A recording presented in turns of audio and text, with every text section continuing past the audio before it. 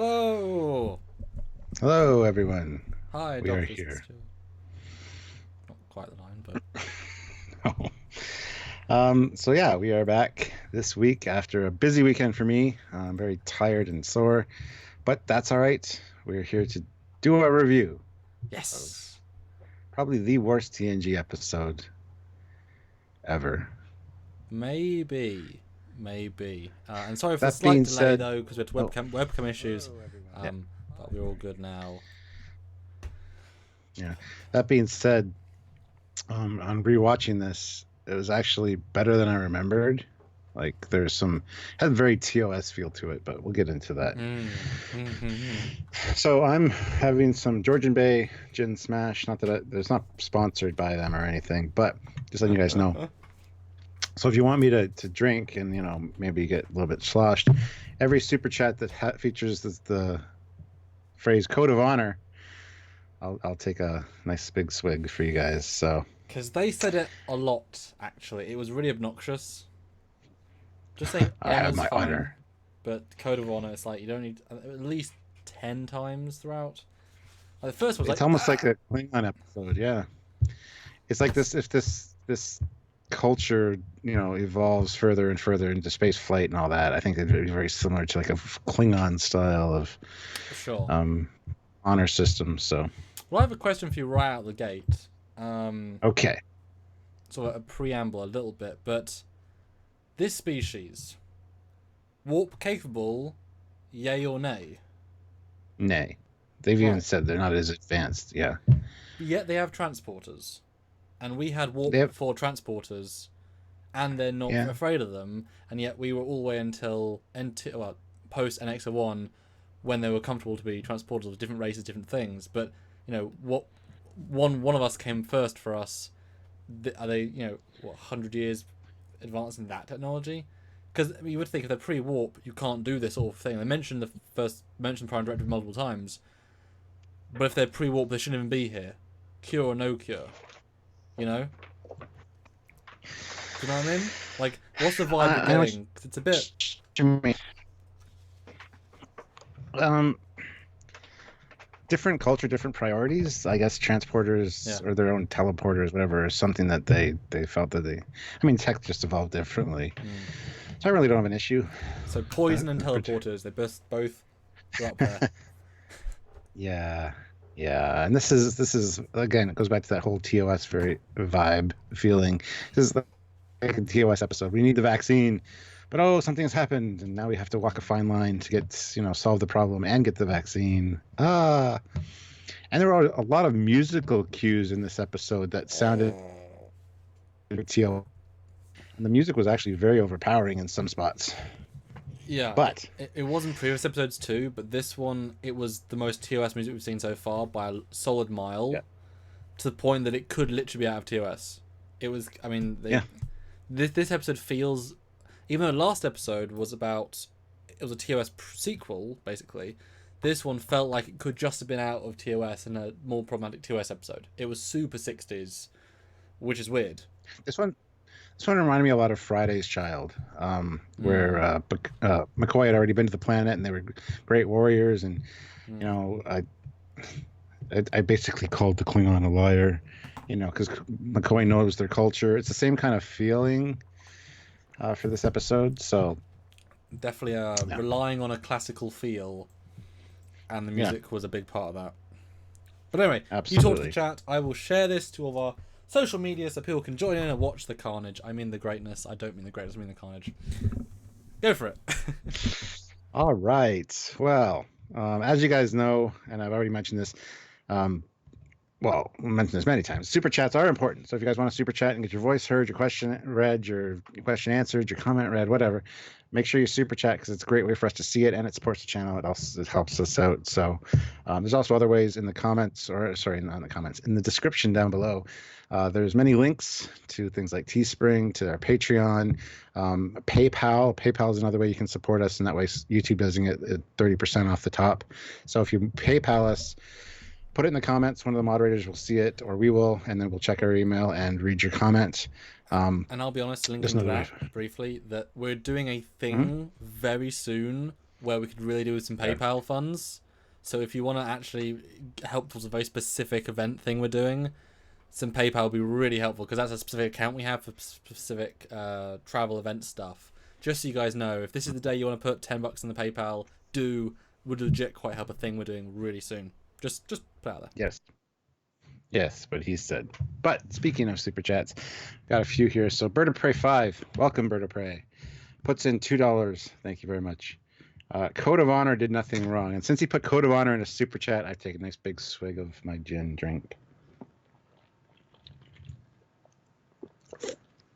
So thank you. And I guess it didn't do anything wrong. This is the early episodes, season 1. This is Gene's hand very firmly implanted in this whole TNG vibe that we got right now. So, and it wasn't as bad as I remembered, but anyway, we'll get into that as we go through the episode. So thank you very much, Bird of Prey. Joseph Patrick puts in €2. Code of Honor is the best episode I watched today. Well, it's the only episode of Star Trek I watched today, so I would agree with you. It was the best and the worst. So, but you also said Code of Honor, so.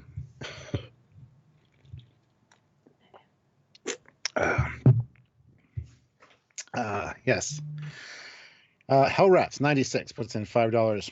It's been pointed out that based on the plants in the back, wrote this one. Oh, Stuart, you're going in and out there a bit. Oh. Sorry, Stuart, your comment got... What's that? Your comment didn't come through, it went off. Oh, what was last... What? Didn't hear any of that. You didn't hear... Sorry, it's been pointed out. Sorry, Hellrats. Oh, sorry. Fine, hold on. All right, so Hellrat says it's been pointed out that based on the plants in the background, they were really high when they wrote this one. I mean, of the thumbnail, because, yeah, it kind of does look like... It kind of does look like that. Who knows? Interesting episode for sure, but like we've said, it does have a very TOS storyline and feel to it, and the music really did help contribute to that for this one. So, oh man, you guys are having lots of great chats in the chat there. So, thank you for joining. We're at 87 people. We should have at least 50 likes by now. Hit the like button, everybody. That's important. Smash the like button. Help us out that way. Even share the video around. It's another great way to help. And, hopefully more people will join. But 87 is a great number to start off with for the worst episode of TNG. Well, I think there's problems. There's other things that are going to come up, whether it's either maybe a technical issue or a plot hole. You know, I like I like the filmic stuff, obviously, because I want to point out that I don't think they went into this episode thinking they were racist or even necessarily sexist.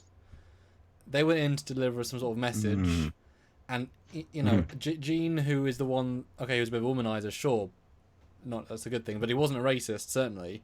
So the fact they could let this one slide says it's not coming from a place of hate, of negativity, of racism. That has to be said. Because otherwise it makes no sense in the Star Trek vibe.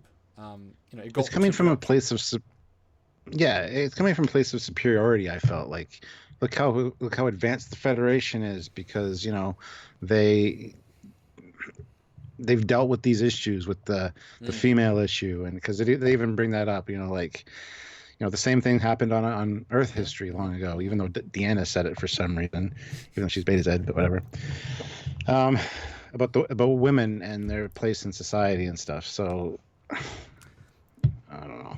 Yeah, it was very TOS, and we're going to give you an allegory and tell you the allegory in our episode, whether you like it or not. Although I will say, the counter to that is that, cut to the end for a second, because we're doing a sort of general overview right now, because we do that because everyone's seen TNG, so we can be a bit more spoiler filled from the offset. Even though it treats the wife of the main chap poorly, she actually controls the Empire. She determines who's the next ruler of their planet. So yes, they say women own all the property, we own we control the world. But it's but through the power of the woman. So the fact they own everything, it's better in some ways in our earlier Earth, because the women would just be at the home with the children. They didn't own anything. might have owned the home, but you know, you put her to a test against a very domineering man. Whereas in this culture, she literally just picked another guy to rule, and the other guy didn't do anything about it. It's like, oh well, okay, that's it. You know, so that, you know, there is some level of okay. It's just the journey was dumb. Like if they'd shown that from the start, that would have been something. But then to suddenly have like a positive spin on it right at the end is like, just someone says, oh, we need to make it okay at the end quickly. Now she has all the power again. It's like, Well, I mean, behind every great man is a woman that's pulling the strings. That's always said. It's true. Even though the man is the head of the family, the woman is the neck. She tells the man which way to look. So she got more power than most people realize.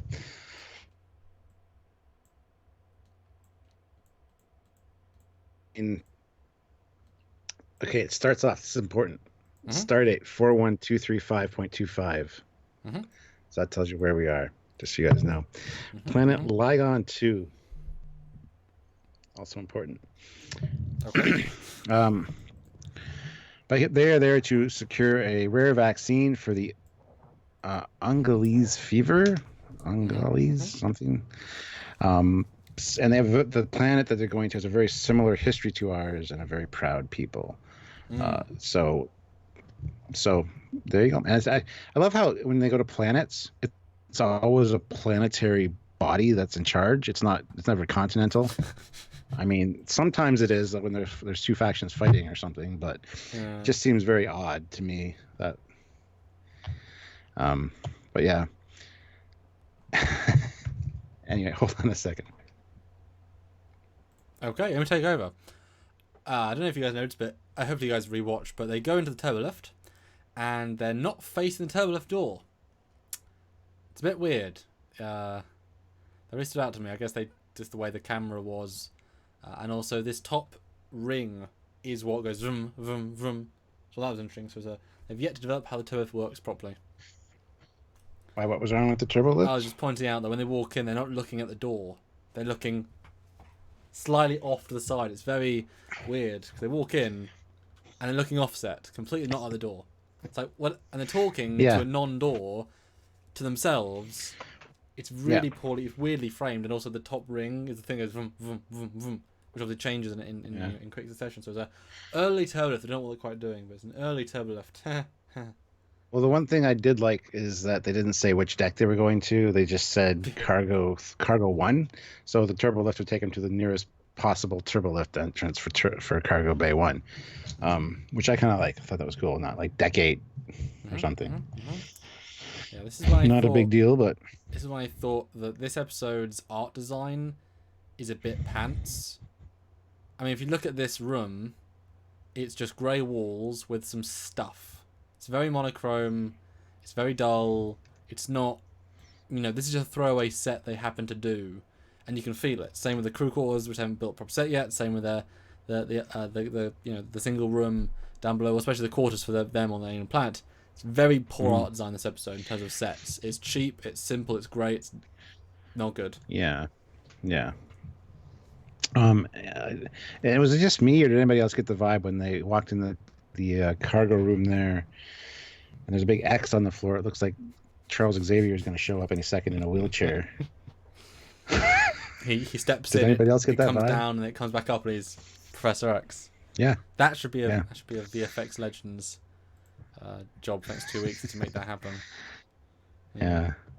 Well, they said that they wanted to use their own transporter system, so I don't know why they chose a cargo bay to welcome them into. Why not one of the many conference rooms, much more elegant, more lavishly done? Why a goddamn cargo bay?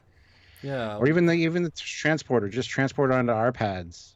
So that's how we usually welcome people, is in the transporter room. I guess that's probably because they knew they had to have a small fight and throw someone, and therefore they couldn't do it on a small set because the person would be thrown to a wall. That's probably the only reason. Because this is not very ceremonial for a special, this new friendly race. It's like, yes, come into our shittiest cargo bay with no decor. Hello, Your Eminence. This is our most prestigious cargo bay. I mean, conference. Look at all the barrels of radioactive waste behind you. Just ignore those. It's fine. We value you as a future, ally. Oh, and how good of them to all be exactly on the X. Like, perfectly. No one is out the X. Just is that maybe the X is required for their transporter system. Well, I mean, do you think that's actually a pad? Do you think that was the idea behind what it's trying to be? Just a simple pad on the floor?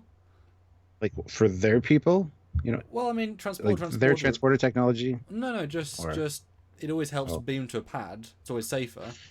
So maybe that's their equivalent. Like they're trying to put on the floor. It's a pad. It's kind of got a vague sense of shape, and they all beam exactly onto it, even though they're not like in transporter zones. Was that trying to be a visual image?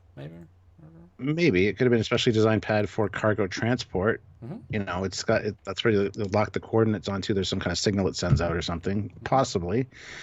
That being said, it's not aligned properly. It should either be the open side facing towards the door or one of the straight lines. It's kind of weirdly placed, like it's just kind of thrown down like a rug. Yes. Well, we got another super chat. Thank you. Paul Sherrod puts in $2. Sorry, guys, I'm really tired. I had a long trip. Yeah, but anyway, Paul Sherrod puts in $2 Canadian. Thank you. Happy Tuesday, everyone. Well, thank you, Paul. Happy Tuesday to you as well. Didn't even know it was Tuesday until Stuart mentioned we're doing a live. It's live time. Complete zone out.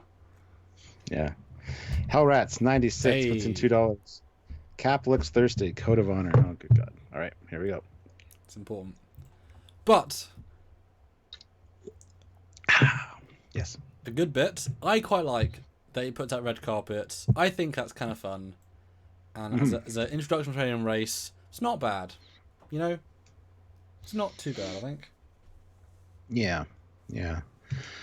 I thought it was actually kind of cool. Then Lutan arrives. He's beamed in or transported in. I'm not going to say beamed in because it's not Federation technology that's beaming him in. And do you think he went to Ricardo Montalban to ask how he got the chest? Do you think that was a conversation they had? Maybe. Although the necklace he has, I want to look at it through the whole episode and remaster it. It can tell it's just like a ribbon that's been like hot glued with a little plastic gem on it. I mean, it looks fine, but sometimes it's hanging funny or whatever.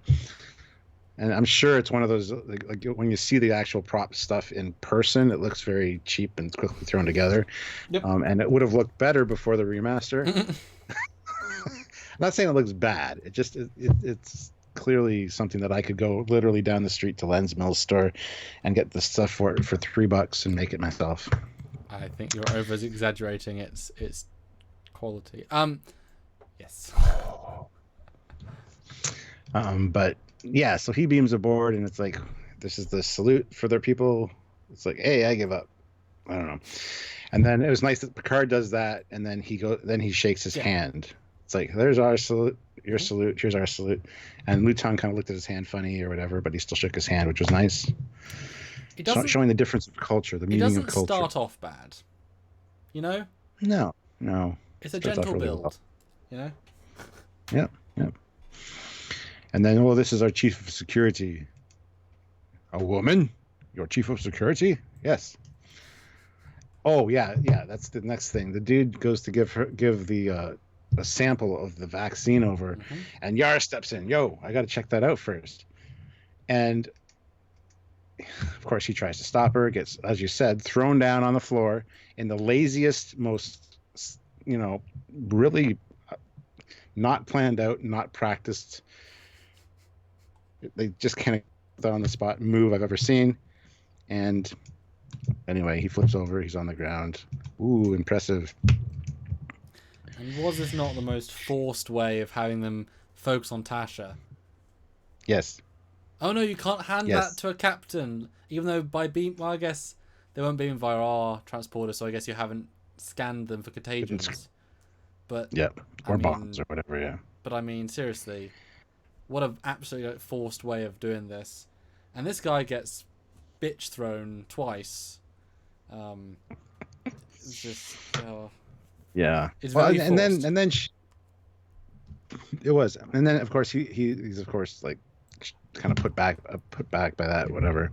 And she looks at the case. Now, this is the stupidest thing. If you watch her examine this case, she opens it. It's good, sir. You didn't open anything. You didn't move anything. You didn't scan it with a tricorder. You didn't do anything. They had hoped that because Troy and Picard were speaking behind focus on Deanna or Tasha, but I made a point to watch her, and it's the stupidest, most lazy, security officer examining something I've ever seen in my life. You should have had a tricorder or something and just kind of scanned it over. I don't know. It really bugs me because that's all I focus on now when I see this scene. Yes, the quality of Steven. Steven puts in $2. Here's to you reviewing all 178 episodes. Cheers. There you go. Thank you. If you guys show up and keep supporting us with this, that'd be awesome. We would love to do them all. This is really fun, actually. Learn a lot. And it does show watching. Yeah, and it does show that we're balanced and we're fair. Most important thing. So you can go back and watch our Discovery content and realize, oh yeah, we're totally consistent. We talk shit about TNG too, and TOS. You do and everything else. You do good, you get praise. You do a blunder, you get criticized. It's really that simple. Yeah. I mean, already this scene makes me wish that they'd beamed into the transport room. The what's it called? I think the rollout thing would be even funnier because it would have to go down the steps. And then you throw, because there's actually a side room, you throw the guy into the side room and he flings off screen, and then she gets back up and in a professional pose, and he's just comedically thrown out of the room. Would be even funnier. And he's slowly walks back sorry. But I guess you can't hurt your precious, quite expensive looking set transport room. Yeah. Oh yeah, I didn't like this scene as well before you'd gone, but by its lazy as hell cinematography, it's all group shot, yeah, group shot, don't care, group shot. It's very, very, very plain, almost exclusively super plain. It's very weirdly shot. Yeah, the director took no chances or any trying. It was weird. Yeah. I got 2 more super chats. Before I get to those, I made a note here. Yes. Music is a little too overpowering at times. Yeah. There was dialogue here, but the volume of the music was almost matching it. And I was quite irritated by that. That really bugs me. Usually, for video games, for example, I generally turn the music off. I prefer hearing just the sound effects and being in the world. I don't like the music. Maybe sometimes I'll have it very soft in my ear, but I don't like overpowering music when I'm playing a video game. And this was really laid on thick in this episode, the scene particularly. I got 2 notes here. Very TOS music, and oh my god, that music! I was going to say I have the very TOS music note later in the episode. I didn't really notice it here. I noticed it a little bit later in one of the other scenes. I have 5 independent notes on the music, and it's all the same. Damn that music, pretty much. It's really it's not. It doesn't just make you. It tells you how to feel. It's here's TOS music. It's shut up. Yeah. That was really well done. All right, we got a few super chats. We're gonna get to those. Joseph Patrick puts in 2. They are super. He puts in €2. Thank you very much. Show your code of honor and hit the like. And since he said code of honor, I have to. A fun time had by all, and Stuart drinks some code of honor juice. You didn't super chat it, so I don't have to do it. I know. I know. Yeah, but everybody hit the like button. I agree with Joseph. Hit the like button. We have 122 people now. So we should have at least 100 likes. So everybody hit the like button, and let's get those likes up. Plus, Jeff Jacobs will probably be tuning in soon. And a great side comment from our ever watchful Robert Hayes. I wonder how Captain Mercer would have handled this episode. Ooh. Should be a great Orville episode, actually. Yeah. Who knows? Just want to call that as a good question. Yeah. Pixels at Dawn puts in £2. They use "What a Woman" trope in next episode too. Well, wait, I don't even know what the next episode is right off the top of my head. Oh, it's the Ferengi one. First Ferengi. That's it. Okay. Well, we'll talk about that when we get there. But thank you, Pixels at Dawn. Thank you. Jill Wright puts in $2. Jill. When we give our ratings, is 1 the lowest or 0? That's a good question. I don't think anything that people put time and effort into should ever be a 0. Unless it's really, really, really, really like B movie, Mystery Science Theater 2000 kind of stuff, 3000, whatever. I don't know. I'd say 1 would be the lowest. I think that's fair. I mean, if we get into the specifics as we go on, I'm fine to decimalize, 7.5, 7.3, because then you can have like 0.8, 0. Literally 0.5. I think 0 is too far, but if you want to give an episode like 0.1, it's like it existed, Yeah. But nothing could be a 0 really. I'm glad you said that because I was thinking that straight away. Yeah. Another thing I want to point out too, the scars on their faces and their chests in high def, in certain lighting, it's very clearly a prosthetic. In some scenes, it looks absolutely fantastic. Yeah. They did a fantastic job, but every now and then you can see the seam lines and where it was glued on and stuff, probably after a longer day of filming or whatever, but it's worth pointing that out with the high def transfer. The high def really brings out a lot of things they weren't thinking of back when they were filming it. So, I mean, Michael Westmore's excellent. But, yes. He wouldn't be doing everything, not every day. I mean, you don't always get, certainly. Good comment for sure. Jeff Jacobs puts in $5. 50 likes. Good start. I will pay again at 100. Ooh. Hashtag Code of Honor says like Spike. Drinks like Spike. Thanks, Jeff. I give this episode a 1 out of 10. Make me pay. Make Jeff pay. Have to. Nice. Code of Honor. And Stuart Ford is only somebody. Oh, sorry. No, go ahead. Stuart Ford says, I only like this for you guys. I can't like the episode. I like our review of it and the fun we're having and being a part of it. Don't like the episode. You're not hitting like because of the episode. Yeah, for us. Somebody in the comments just a second ago also said, "Is that a horse?" Yes, it's a horse. They're giving a gift to this, new people that they're meeting, and it's a 15th century Chinese sculpture. 13th century. Yeah, Data corrected him. Yes, thanks, Data. But yes, it was a horse. They throw a lot of data humor in this episode, and it's almost all working. And again, I appreciate they pretty much knew what they were doing with data. He emotes a little bit too much, especially with the Geordi scene, which we'll get to in a minute. He's too everywhere. Mm-hmm. But he's really, they know what they wanted instantly. I think also Picard is very consistent in this episode. I think Troy is an outlier. She's not consistent in this episode compared to her previous. I mean, she's only been in 4 episodes. I think Troy's a little bit out of character this episode. Just a bit. Yeah. And then I said this earlier when I was watching it out loud. What's her name? Tasha has no motivation in this episode. No motivation. Do you think she does? No. Anyway, the horse. Well, the next scene. Yeah. And then this is Lutan gives a nice speech about, if you honor us, you respect us, we will respect you, we'll have a good friendship, we'll get what you need, kind of thing. And of course, that's the Picard meme of him. It's all about even Riker's clapping there, yeah. And Troy's looking kind of, when she's clapping, she's kind of looking concerned, like she can sense something's going on, some kind of deception going on, perhaps. Kind of is why she's here. But this is where he kind of diffuses the situation by saying, well, with all this friendship in the room, I feel like I don't have any need for my guards, and he sends the guards away.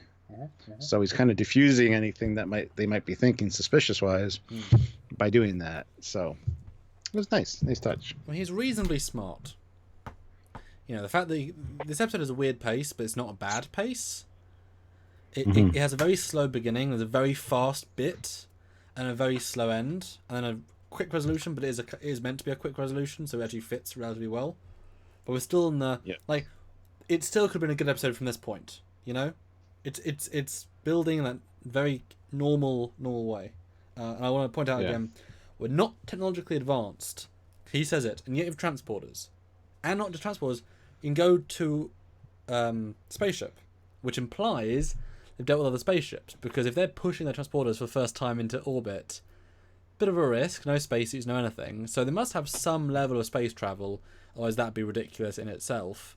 Possibly, yeah. I mean, maybe they had like either maybe like warp one, maybe they just phoenixed it. I've just got out of the solar system and bumped into somebody, because how else would Picard know about the cure? And it's a very specific cure, a very specific planet, so maybe they ventured out a year ago, warp one, bumped into somebody, and they happened to say, you know, we have the, you know, we're good at medicine, and they're like, you know, they download a list of what they've got, and suddenly this plague becomes big, and then they send Picard back to the planet where, you know, we've made contact, we never talked to them before, but, you know, because they also have a full record of their culture, so I mean, we're well past first contact, we're well past, so I guess super unhelpful warp.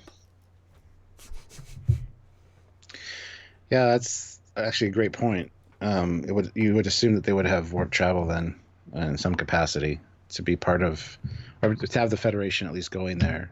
Yeah. Just to know about them, because if they're the only planet with a cure as well. Yeah.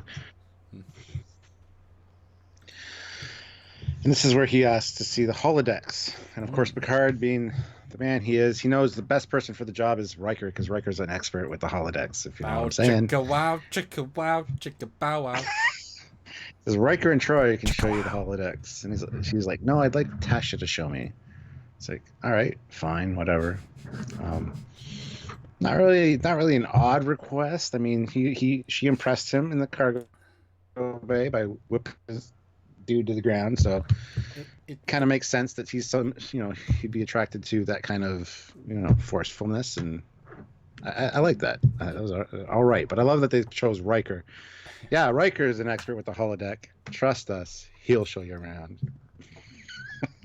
He's tried all the hologram programs. One of them. No. I just found it weird that she went in by herself. Not that she can't handle herself, but like there's a guard right outside. Like, well, before we get into the holodeck scene, though, this is where I made the note, music has a very TOS feel to it. Because right at the end of that scene was a very TOS moment as far as music wise. So anyway, now actually we had a good comment from somebody. I'm sorry, I forgot to mention it at the time. Give me 1 second to find it. Oh yeah, Fred Steiner composed the music for this episode. Steiner was responsible for many of the scores of episodes of the original series, but only scored this one of TNG. He should not have been brought back. No offense. No.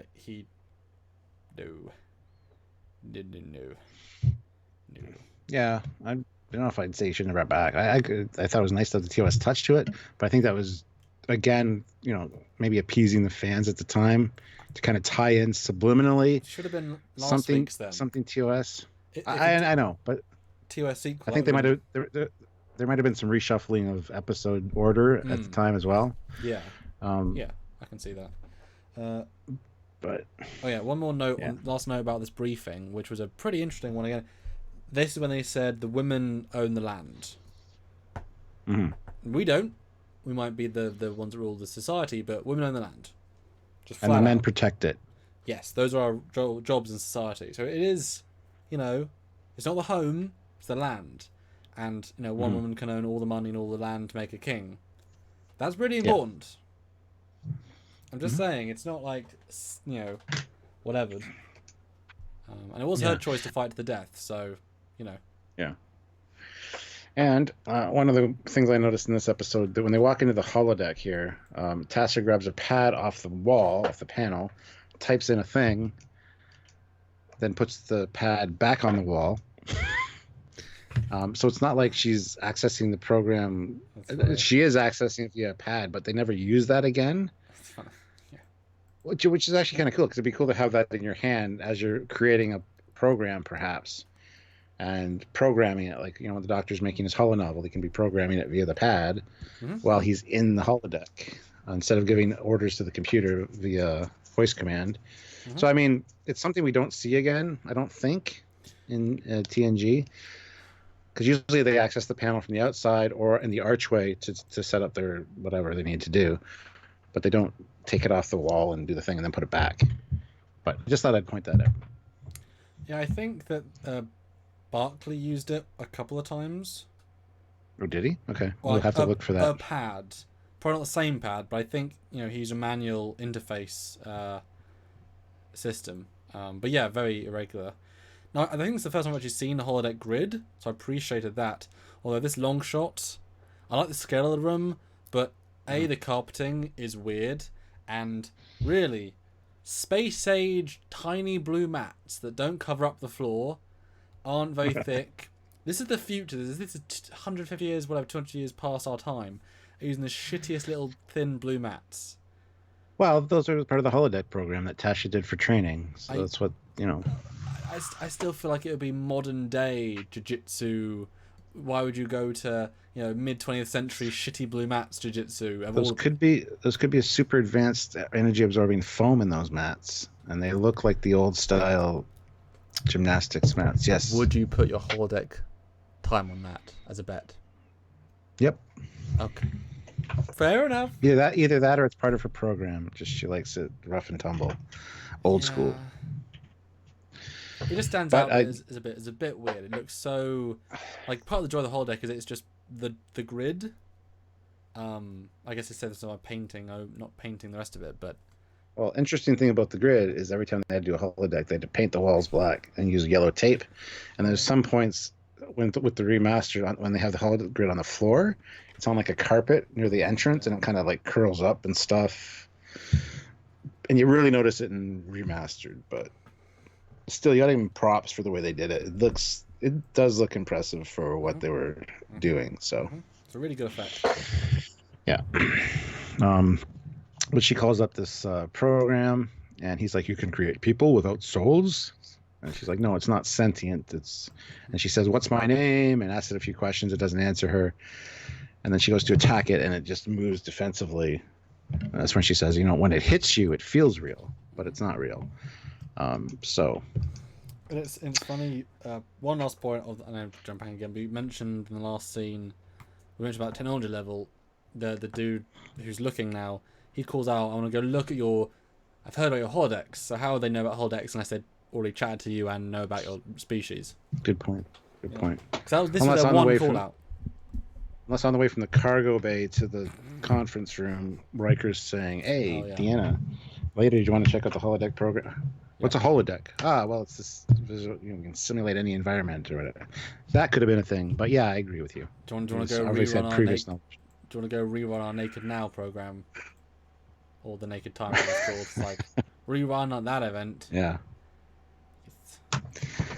Yeah, maybe we should go. Hey, Dina, do you want to check out and work on our NX01 program? Hey, Bill. Yeah, I think that'd be fun. Hey, Bill, let's come with me. Let's go work on our NX01 program. I want to visit that ship because Archer was amazing. Can I be the chef or do you want to be the chef? I'll be the chef. Cool. Yeah. What do you actually think of this scene? This is, I guess, our explanation to holodeck in a more person way. Because obviously we had the holodeck in Farpoint, nature recreation. This is our first making people. So I completely blanked as I was watching because we know all about the rules. But this is actually our first. What is it to be in a holodeck as people? And is this an indication actually that they couldn't create interactive talking people until the binars improve it? Is that part of the vibe here that it's just a reactive system? I don't get that feeling. I think this is specifically a training program, so why spend any extra resources training him to talk to you? He's just there to fight. Yeah. But wouldn't that be interesting if that was a limitation still? Yeah. Yeah. Somebody asked if what prevents you from walking into the wall of a holodeck. Well, we have a whole episode about that, which hasn't been released yet, where we talk about the rules of the holodeck, and they use force field. They actually explain in an episode. They use force fields and stuff to pull you in other directions, so that you're not walking into a wall. There's technology going on. Anyway, Jason puts in $5. Oh, thank you. Do you think we'll get holographic gym instructors back in the Picard series? I mean, sure, why not? We're going to have holodeck recreations of the Enterprise D and the original crew all saying, "Hey, Picard, we're not dead now. See, we're alive again. Yay." I don't know what we're going to get, but you're going to see some cool holodeck stuff, I'm sure, in Picard, yes. And Troy Macy says Voyager holodecks are better, and Necrogobriel says Voyager holodeck someone looks cheaper, and the Enterprise is just a room with yellow lines painted on the walls. I think the Voyager one looks great. I think that's the pinnacle of like cool holodeck look. This is a stylized. That's the cool one. The Voyager one looks like when we do the captain's chair for London Comic Con, the backdrop has like a fold out metal thing that you put the backing on, and it looks exactly like a Voyager holodeck. It's like one of the collapsible display setup things. Yeah, but the Voyager ones look really cool for sure. I do prefer the TNG ones though. I do prefer the grids. I think I'd like it if we saw like if in Picard for some reason they had them again, they were actually like neon lights. They actually had their own sub-luminescence, and I guess it kind of have to be CG at that point, but same idea, just updated again. And yeah, and Brandon Gross says the Force should be a big treadmill. Well, it is essentially when you're walking on it in a program. It acts as a treadmill as well. It's another reason you don't hit the walls. Nitpicking Nerd says, "What is the purpose of the yellow lines? They are the emitters for the holographic images. They're the holo emitters." So, but anyway, enough talking about the holodeck, and because we have episodes about that kind of stuff. All right, this is where I put obvious stunt double is obvious. As it is in TOS, but you can tell it's even her hair is different. She's got it tied in a bun at the back to make it look like Tasha's. It's just not great. I didn't really get a good shot of it when I was taking the screen cap, so I apologize. I was trying to, but you can see her facial structure is different, and she has a couple of points in this episode where it's not her, but whatever. Yeah. I mean, they're not stunt people. Yeah, they're the actors. The same thing can be said about TOS. There's some really bad fight scenes in TOS with the stunt doubles, but at least they have the dignity of being far away. Yeah. So the second gets beaten up again. Clearly not the fighter of the group, but that's probably a good thing though. He doesn't have the same vibe as the main guy, so I think he's slightly more of a strategist and probably better for the culture. I thought that was hilarious. This object couldn't throw people around. Like, oh, really? Well, show me. He gets his ass handed to him. It was great. And then a creepy vibe I felt for this last little chat. But I mean, look at Tasha's face. It's not exactly like I'm disgusted. It's like, creepy little vibe here. Don't like it. Yeah, a little bit. There's also that kind of weird attraction going on between both of them as well, which she references later, and I'm like, whatever. Anyway, so next scene is back in the cargo bay for some reason because they can't teleport or transport anywhere else, and they when this happens they aren't on the X, so I would say that rules out the X being a plus. The X is now aligned with the door. Oh god. Well, the X-Men have since gone and left, Gotcha. Yeah. But he, thanks the captain and says goodbye, and I also want to thank Yar, and turns and grabs her. It's a space kidnapping. Yes. Dun, dun, dun. Now, I assume you don't remember the first time you saw this back in the 80s. But what do you think, of the story plot? I mean, is it seeable coming? Is it good? Does it make sense? I mean, this is kind of the turn of the episode. It's odd for sure. He had mentioned earlier when they were in the cargo room the first time, and they were talking about the woman after Picard and them had left. He said, "It's exactly what I need." And it's like, what's that about? So we knew something was kind of going on from the beginning, but yeah, then he forcefully takes her. So I think the plot's fine. I mean, it's pretty simplistic, but. And then again, this is where TNG is very much like TOS. There's only one plot. There's like the A plot. There's no A and B and even a C plot. It's very, very much focused on the one storyline. And I think that's one of the places that TOS falls down a lot. It'd be better to have it broken up a little bit. Not saying TOS is bad, but I just prefer the B plot or the C plot. Because sometimes in an episode, I remember the B plot because it's better than the A plot.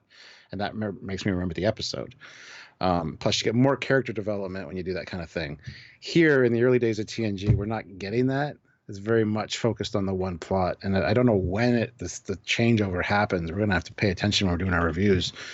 But, yeah, you can tell that it's still very much heavily Gene influenced at this point, which is fine. I mean, it's its own thing. I would love to have seen a whole 7-year run of TNG with Gene's vision. It would have been interesting to see how that played out, but unfortunately, never got that. So,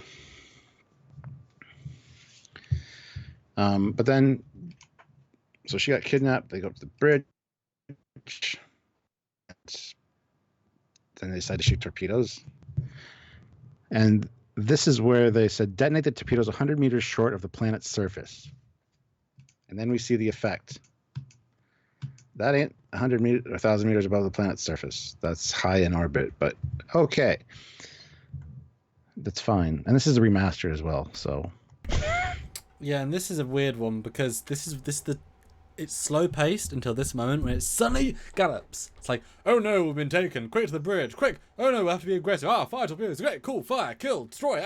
Hell them. It's like, what? When have we ever seen in the future's characters go straight to photon torpedoes for a warning shot? That is not what you do. I know that it could be because of their culture, but this is a completely one-off because we have to escalate from here to talking to them again. This does never happen again. It's so out of the blue, so unlike them. It's really. I wasn't going to say anything about their culture. What I was going to say is, they did mention they've had communications with their satellite system or whatever, but they haven't heard directly from Lutan yet. So they're not getting any responses back from the planet. So this is their way of getting their attention. But it's still in the time. It's literally in the turbolift ride though from him being in the cargo bay to bridge. I mean, it's less than. But 5 minutes. Sometimes those turbolift rides take a week or 30 seconds, depending. We have a few super chats. We're going to get to those right now. Yes.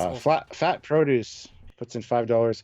Code of Honor makes me want to shoot myself with a Varion T disruptor when I try to watch the episode. Well, you said Code of Honor, so I have to take a drink. And Varion T disruptors are very painful. So you must really hate this episode. And it's not. Like I said, rewatching it and actually focusing in to nitpick it, it's a totally different vibe that you get. And it wasn't as bad as I remembered, to be fair. Some of the sets are beautiful. There's a lot of really interesting stuff in this, but yeah. Anyway, Code of Honor, I'll take a drink. While drinking, I'll say my biggest takeaway from this episode is, yes, it's tone deaf, but if this episode was the same episode, but these aliens were wearing any sort of prosthetics, that they weren't just black people, it wouldn't be an issue. It would just be a mediocre episode. If they had special noses, big ears, special whatever, then it would just been another alien culture that isn't quite where the Federation is. The only reason it's inappropriate is because they're all black and it's a black culture, sort of. That's referencing very much the African tribes and stuff. Yeah. Because they even mentioned in the conference room the historical culture is very similar to yours in our history. Yeah. So. But if there were aliens with makeup, it'd just be another alien race. I totally agree with you. Only reason. It's not overtly racist or sexist beyond the nature of a allegorical episode. I mean, those episodes where we have Nazis or Nazi-like races, yes, they're obviously bad people, but it's an allegory episode. It's not, we're not, not glorifying it. It's an allegory, where it's So if this was any other episode with any other makeup, as someone pointed out, because the next episode is Ferengis, if they'd been the Ferengi subplot, which actually make more sense because the Ferengis don't know that women do anything and are naked. If this had been a Ferengi episode, it would have just been another mediocre episode. It wouldn't have had the same connotations. The episode's not actually bad, although I will say the script is pretty down there. It's not. There's some very blocky dialogue, some very some nice little moments, especially with Data. Like he plays well, but it's a very mediocre script, very mediocre. But it's not a bad episode. It's just heavily mediocre with their poor decisions that lead it to be a legacy bad. That's my very good overall point. Very good point. I really like that. If they had been aliens, it would have been no issue with anybody, really. But that's what Star Trek does well. It's social commentary disguised as aliens. This one doesn't really do that. It kind of is very obviously social commentary, but not well veiled or disguised in any way. So, Fat Produce puts another $5. It says the same writer who wrote this episode left TNG and took this plot and wrote the episode Emancipation for Stargate SG-1. Most exactly the same episode. I wouldn't know anything about that. Samuel, is this the case? Yes, but that one's quite a lot better. the script's actually pretty good, and Carter's better played, and the reason for the fight's better is it does stand out as a weirdly sexist one, but the actors are all better, because they know what they're doing a lot better. But I didn't know that, but it's interesting. That's a much better episode. Not good, but it's also the art design's way better. Characters are better too. Yeah. Secondaries. Jason puts in $2. Is it too late to skip the rest of this episode? It is not. You know what? If we get a super chat of $200, we will skip the rest of this review.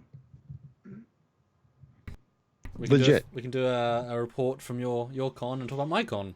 $200. We will stop. We'll do a song and dance. We'll do a song and dance number if we get a $200 super chat, and not building up to $200. It's got to be a $200 super chat. The brave soul. And before we get to the, just 1 second. Mike P puts in $1, and then Joseph Petrick puts in €2 and says warning, headshot, and code of honor. So I had another drink, and then I got to go for like literally 10 seconds. I'll be right back. Not a problem. Thanks, Joseph. I'm going to have to get a new drink soon because you guys are like blasting me through this one. Yes. Yeah, so I thought the torpedo thing was bizarre to say the least. It was so absolutely, and this is not a good VFX shot either. So absolutely aggressive. It's so strange and not like what they'd normally do. And then we get really the only sort of B plot in this episode is the Wesley subplot, which is very much a holdover from previous episodes where he's not allowed on the bridge, even though he was once, and it kind of escalates after this meeting to letting him actually sit at the con. A non-officer. Doesn't matter how bright he is. This is the, quite an important position on the flag for the Federation. I don't think this would be approved of at Starfleet Command. It's kind of out of nowhere. It'd be fun if it was like you can stand and watch data, but to have him actually at the con is a bit bizarre. And it's very much Gene forcing the I wanted to be that genius kid when I was young and I get to live on a starship sort of thing. It's just not particularly good. Sorry it took so long, but I went and got another one because I think I'll be through this one soon. Code of honor equals booze. Code of honor super chat equals drink. Guys, use and abuse. Well, so this is where the whole conversation happens, where we've studied the culture. They respect patience. So the best thing we can do is wait it out until they contact us. It's the best way to deal with them. Important note. Then, Oh, sorry, go ahead. That was an interesting point. They are trying to add sort of layers to it, which I appreciate, because that's not what you'd associate with that same cultural connotation. But it's not just being a parallel. It is trying to be an alien iteration of it. It's not one-to-one. But again, the fact that you've gone straight to torpedoes within 5 minutes of her being kidnapped, normally, in any other episode of any other show, you would turn to Riker and say, get an away team together, we're going to beam in and get her out of there. It's not, oh, we're going to wait a day. Cool. I'm going to go sleep until 0400.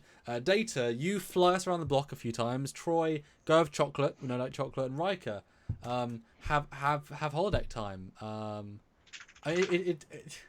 It's a weird, like it goes literally to 0 to 10 back to a 0.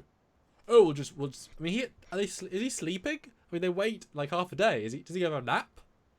You know what I mean? It's a bit strange. And did you notice also no Worf in this episode? Yeah. Gina didn't want to focus on Worf. He didn't want to get into the Klingon culture at all. That was one of his things. He wanted him on the bridge as a everyday. Yeah, there's a Klingon there. We're not going to talk about it because we've come that far in the time from TOS that we don't need to address the Klingon issue. He wanted the Klingon on the bridge to show that they'd advanced. Yeah. But he didn't want to focus on the character, which really kind of went the way of the dinosaur really quick. But that's okay.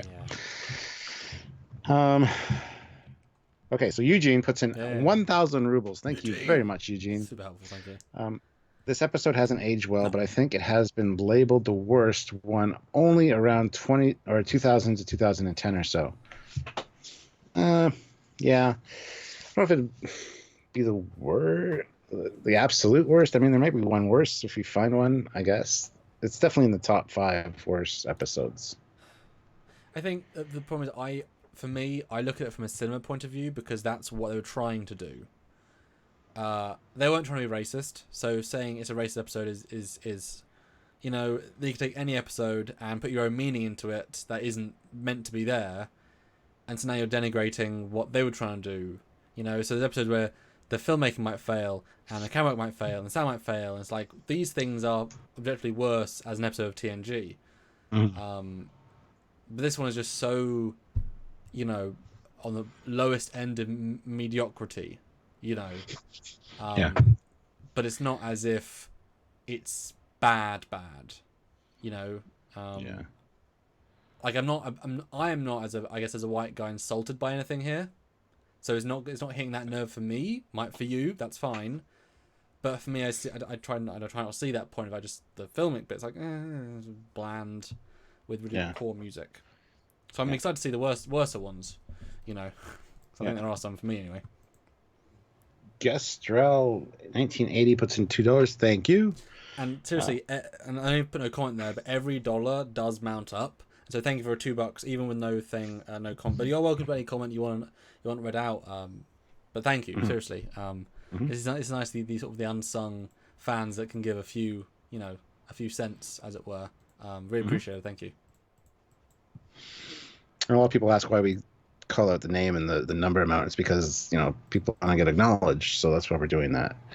Before I move on to the next super chat, though, we do have a PayPal from Ian Warrender. He sent $10. Thank you, Ian. This is where the episode goes south. Everything on the planet is bad and could have been handled better. Fight to the death. Really, Picard? Can't negotiate a better solution? Well, we'll get to that when we get to that, Ian. But thank you. Yeah, we're 56 minutes in, and we're only at this point of the episode. I thought we would have been done talking about this episode within the first hour. Well, you've had some good points. I mean, I had certain set of notes. I had 2 pages, but you're throwing some good stuff at me. Well, that's what we do. That's what we do. Fat Produce puts in $2. Red Alert. Code of Honor. Oh my God. All right. That's the power of the super chat, guys. You're helping his bladder by your super chats. Go pee soon. Hellrats96 puts in $2. Second drink, getting warm. Code of Honor. We gotta do this more often. Oh dear. I mean, I'm excited for It's almost done, the first one. I'm excited for the drunk.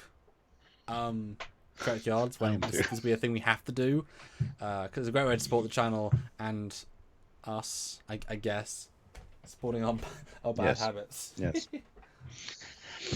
Hellrats96 puts in $2. Oh, I already read that one. See? It's already having an effect. Plus, I'm tired.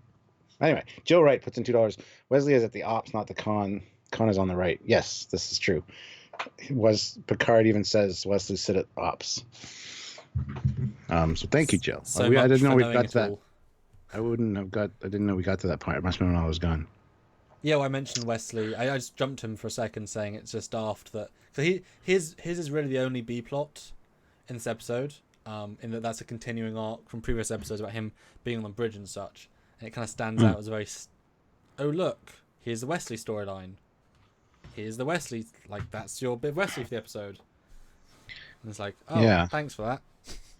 Well, after the next super chat, then we'll get to the scene where Beverly comes in and talks to Picard. But so the next one is just Gestrel 1980, who was went up in $2. Another $5. Puts in $5 this time. Thank you.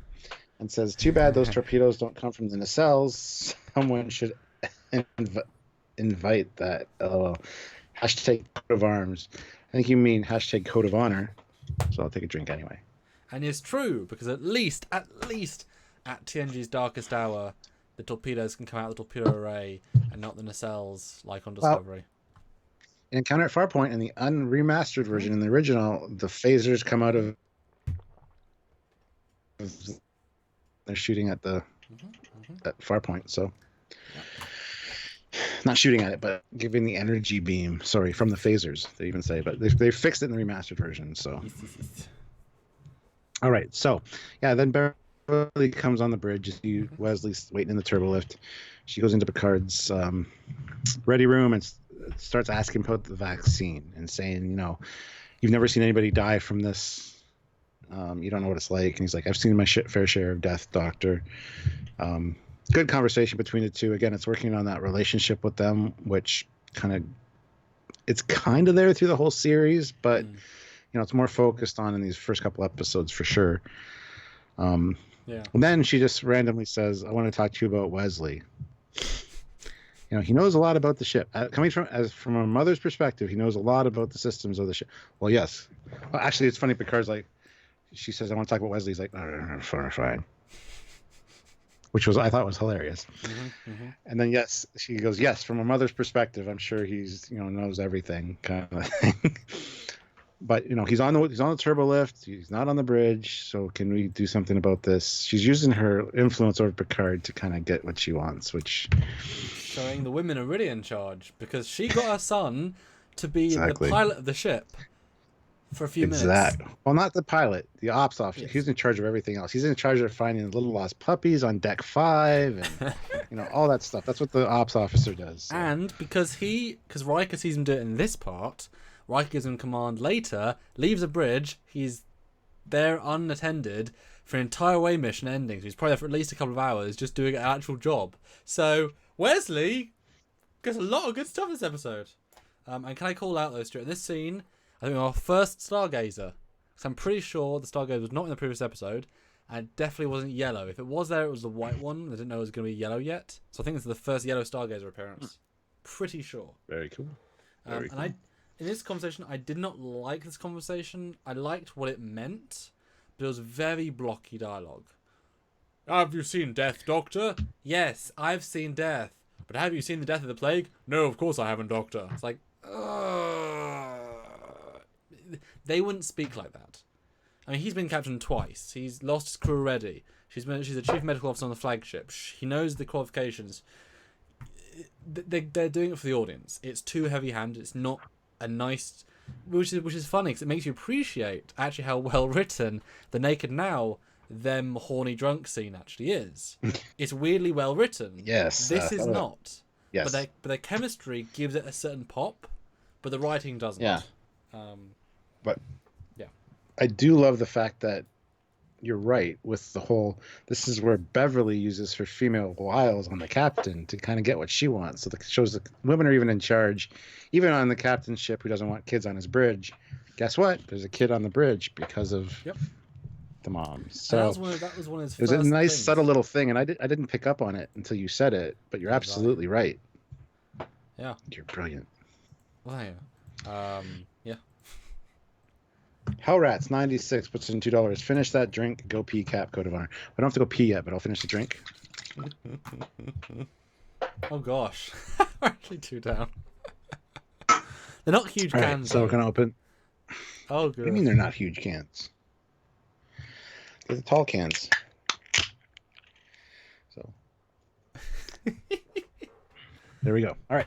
Oh goodness, yeah, we should definitely do a full drinking one, but like on a Saturday earlier in the day, because this is way too late for me to be drinking and tired and just. Yeah. We'll do a weekend one for sure. We should do like a 4-hour, like 2-episode live stream and just have a full drinking. We should do that for Best of Both Worlds. Jesus. Or do like one full sober, one full drunk. See the difference. Yeah. Like restart and see what you notice different. Sorry. Yeah. Yes. Gesterel 1980 puts in another $2. Thank you very much. Hashtag drunk Trekyards.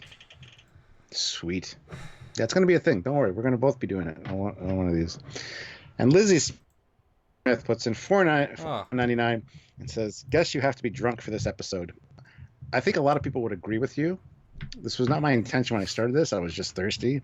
And this was the coldest thing we had in the fridge. But I was going to have some after the stream, and just thought, why not? So, and then I thought, as a joke, beforehand, before we went live, I said to Samuel, maybe I should make them pay a super chat code of honor, and every time I take a drink. He said that was a good idea, and I'm like, all right, well, fine, let's do it. So, there you go. Become a thing. And Fat Produce asks me, especially, Samuel, what's your drink? Hashtag code of honor. I like a cider. Ciders are good for a sipping drink, but I actually like vodka and Coke is always good. Vodka and orange is always good because it's just a good best of both worlds for the most part. Yes. Pardon the pun. Yes. Or don't pardon the pun. I don't know.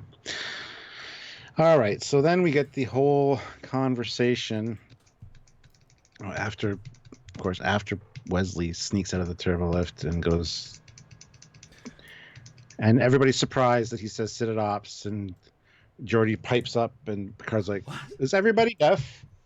I gave an order."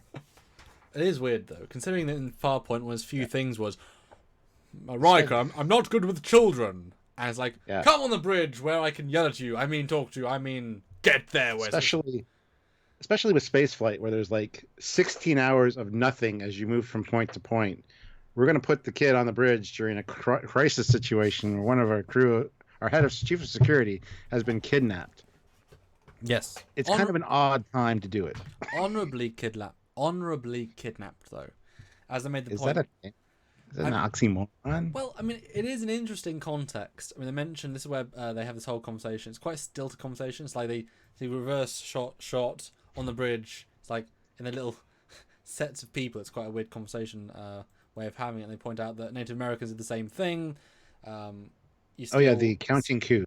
Yeah. You steal somebody, but it's a way of getting recognized, a way of getting respect. You steal something. You steal somebody or something from a warrior.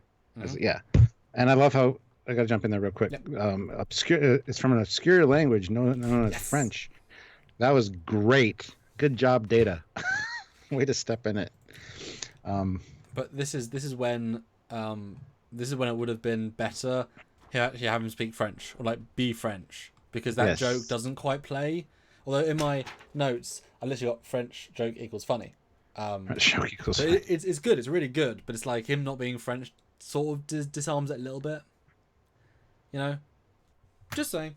It would have been funny if he'd French, like. It would have been funny if he turned to Beverly and been like, "It's the idiot." She's like, "I knew." And then that's something kind of funny to go into a French accent. Or "Oui, mon capitaine." Yeah. We also established here that as a sign of respect, not only respect but of strength, the captain should lead the away team. Yeah. And Riker's kind of hesitant at first, and I love how Picard like looks at him like, "Are we going to allow this, number one?" And then Riker points at him, "Yes, but if you get yourself killed, you're going to be in big trouble." It's good. It's great. It's establishing that captain, commander, and it's great. I think this is a great scene. So because the fact that Riker can do that with Picard and in such a genuine way shows that he isn't that stick in the mud that people associate Picard being this grumpy guy. He's not in this episode. He's a very balanced man who appreciates and uses humor. Like he is pretty Picard in this episode. You know, so far it's the earliest bit of Picard we've seen. He's been pretty damn consistent.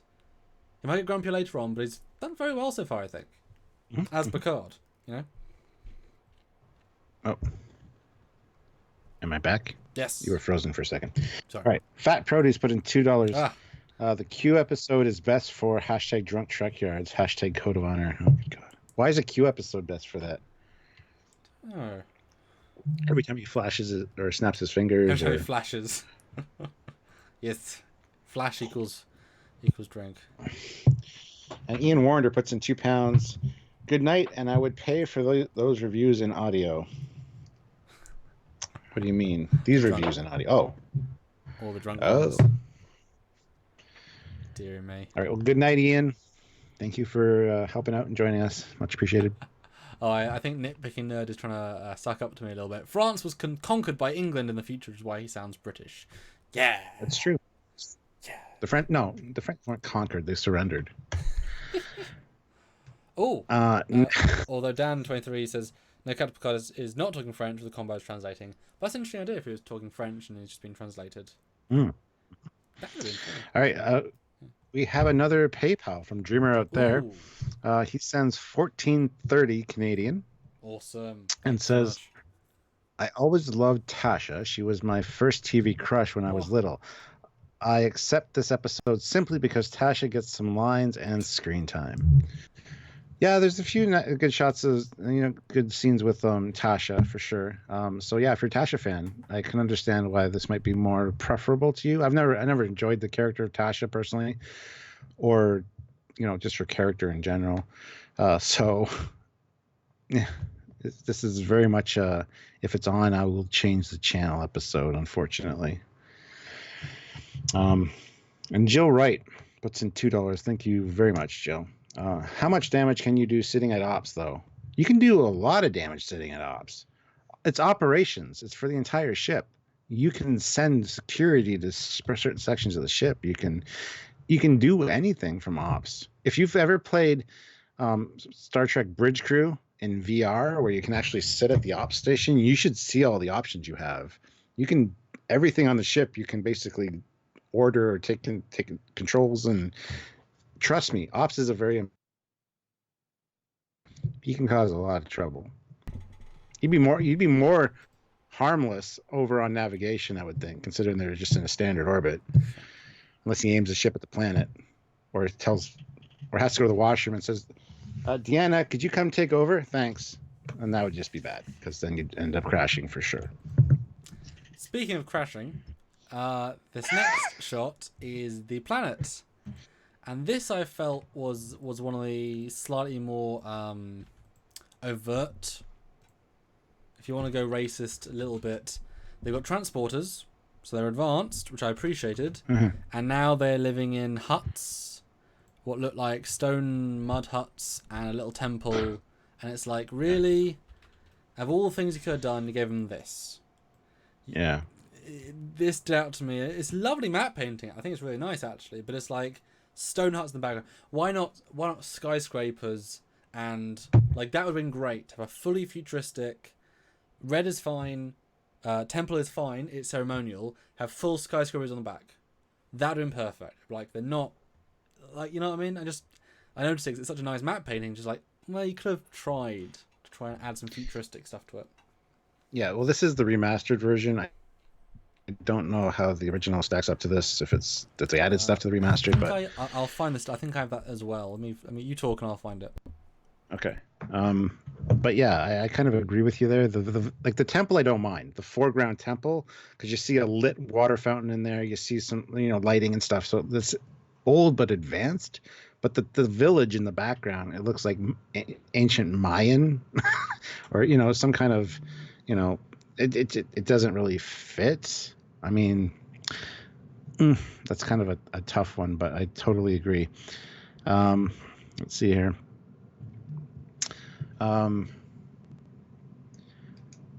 So yeah, so he's looking for the picture, so I'll just maybe wait. Or maybe they should have stone skyscrapers. That's what they should do.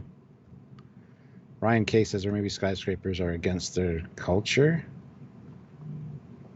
Or maybe this is just the temple and the surrounding historical site where, I don't know. Yeah, I don't know. There could be a lot of explanations for it, so it's fine. Bajor wasn't advanced looking. Is that racist? No. Bajor bothers me as well, though. It's like there are mainly artists, in the Bajoran culture, so it's you see it a lot actually in Star Trek, where there's an advanced culture, but they've gone back to their more simpler life. Even the humans do it. With Picard's vineyard and stuff. There's very little technology around. It's all like older structures and. Well, it's also that they were a slave race, pretty much being conquered and whatevering, and they weren't.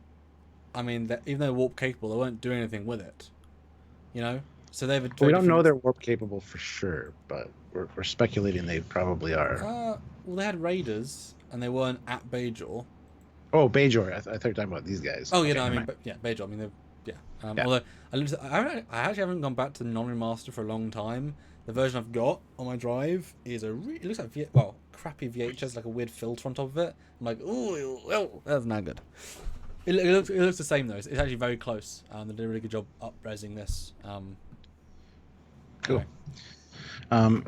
Yeah, so we get a nice shot of the inside. Like I said, there's a lit water fountain. There's a nice weapons display. Some of them we see later in different episodes, but that's all right. A nice meeting area. What did they call it? I can't remember what they call it. I didn't write it down, unfortunately. My only thing about this zone is a little bit plain. You can tell they've run out of money. And it's definitely like a redress of the Far Point. The marketplace. They've always taken a bit of the marketplace and the big open space having in stage 7. That's what it feels like to me with the pillars and stuff. I don't know. Could have done with more, or like have some. I know everything's expensive, obviously, but they should have had some screens, some displays, some, that would really help make this thing pop, I think. Yeah. Gestrel 1980 puts another $2. Oh, thank you. I don't know if I'm saying your name right, but sorry. How are these people warp capable? Well, we haven't established they are. We figure they might be because the Federation knew about them and knew what they had to cure, and they knew about holodeck technology and stuff like that. There's little tidbits to say that they're at least capable of warp 1. But we don't know for sure. So yeah. Jeff Jacobs puts in $2. 100 likes. We'll go again at 150. Hashtag Cone of Honor Cap Drinks. Thanks. This is going great. Somebody asked what I was drinking earlier, and it's Georgian Bay Gin Smash. A refreshing blend of Georgian Bay gin, lemon, lime, tangerine, and mint. Lightly carbonated. Not too sweet. And so if Georgian Bay wants to sponsor, but if it wants to sponsor our future episodes of Trekyards reviews, you are welcome to email us trekyards@hotmail.com and send us both free booze, and we will use them on the show. And that makes every sense. episode. That'd be great. Just every episode, not even even normal shows. We'll keep drinking. Eagle Moss and booze, hand in hand. Sorry. Yes, you're a bad person. Anyway, I got to go for 1 second, but hold on. This is where we establish that honor is everything. You have to ask for her back in front of everyone at a banquet tonight.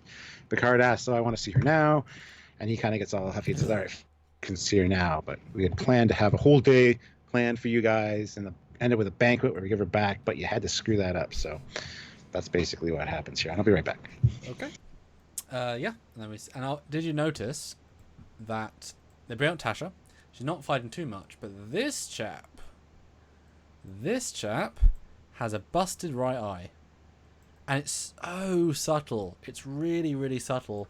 And obviously in SD, you would never notice that. But I love that as a detail. She beat up the guard. I love that. I think that's really good detail. What's happening? I was just saying that if you look at the live stream, it should be caught up about now. There's a super small detail, but the guard that brings her out has a busted eye.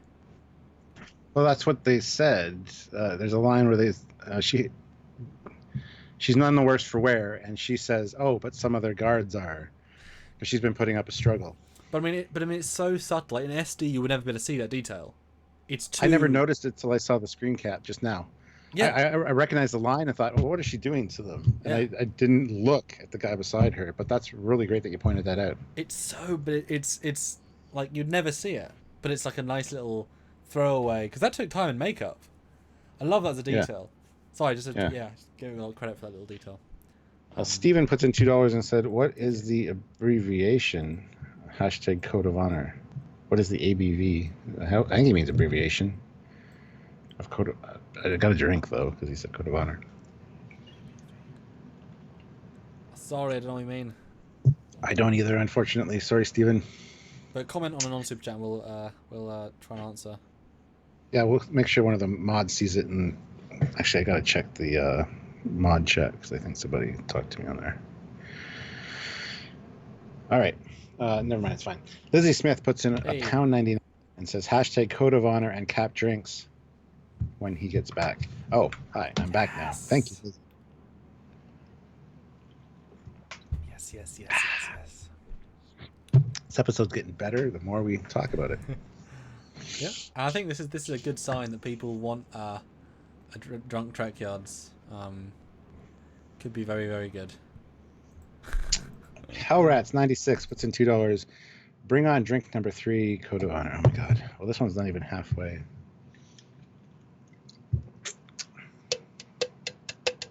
Yeah, I can't tell.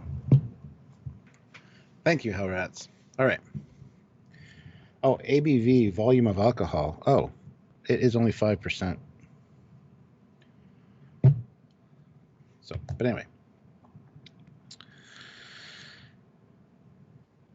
are we? Yeah, so here we get introduced to this lady, and this goes way TOS with the eye makeup. It looks like this could be the recasting of Uhura. This lady looks a lot like Uhura, um, even the big earrings. um, but yeah, so yeah, then there's the banquet at the end of the night. Tasha comes out and sits down, and this is where Picard kindly asks, for her back in front of everybody. Mm-hmm. Which Luton says, I changed my mind. I can't part with her. I want Tasha to be the first one. And that pisses off the lady. And she wants right of challenge. Mm-hmm. So, yeah, there's going to be a fight to the death. Dun, dun, dun. And this now you get to the point where you understand what he meant earlier on the Enterprise, where he said, she's exactly what I need. Because later we established that no matter what happens, he's not losing anything. Who wins? But I think this scene also, it brings in the more problematicness because every actor is black. This would have been a great this crowd. I mean, they chose these costumes. If there had been a super mix of people, it would have de-heightened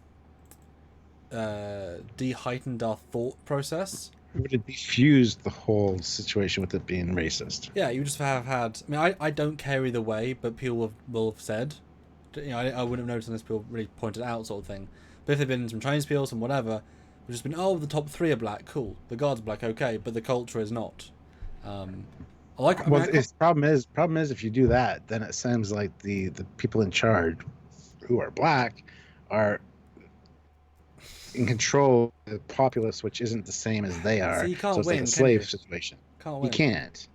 You can't. You have to have a good mix of the top guys as well. That's why it should always be based on acting talent, or if they're rather than or if they're aliens, like you said, with alien prosthetics, but like different races acting them. Like mixed, it would have been fine. Yeah, it's very hit and miss with how people perceive things, unfortunately. So, but I like their costumes in theory. Like I like the shiny fabrics. I quite like, her the lady's silver. It's quite cool. Like her jacket is reflective. It's interesting. I guess it's see through. It looks reflective to me, but. I think it's and his reflective purple and blue is great. That's a great fabric. Very TOS. Mm-hmm. Very, very TOS. Yeah.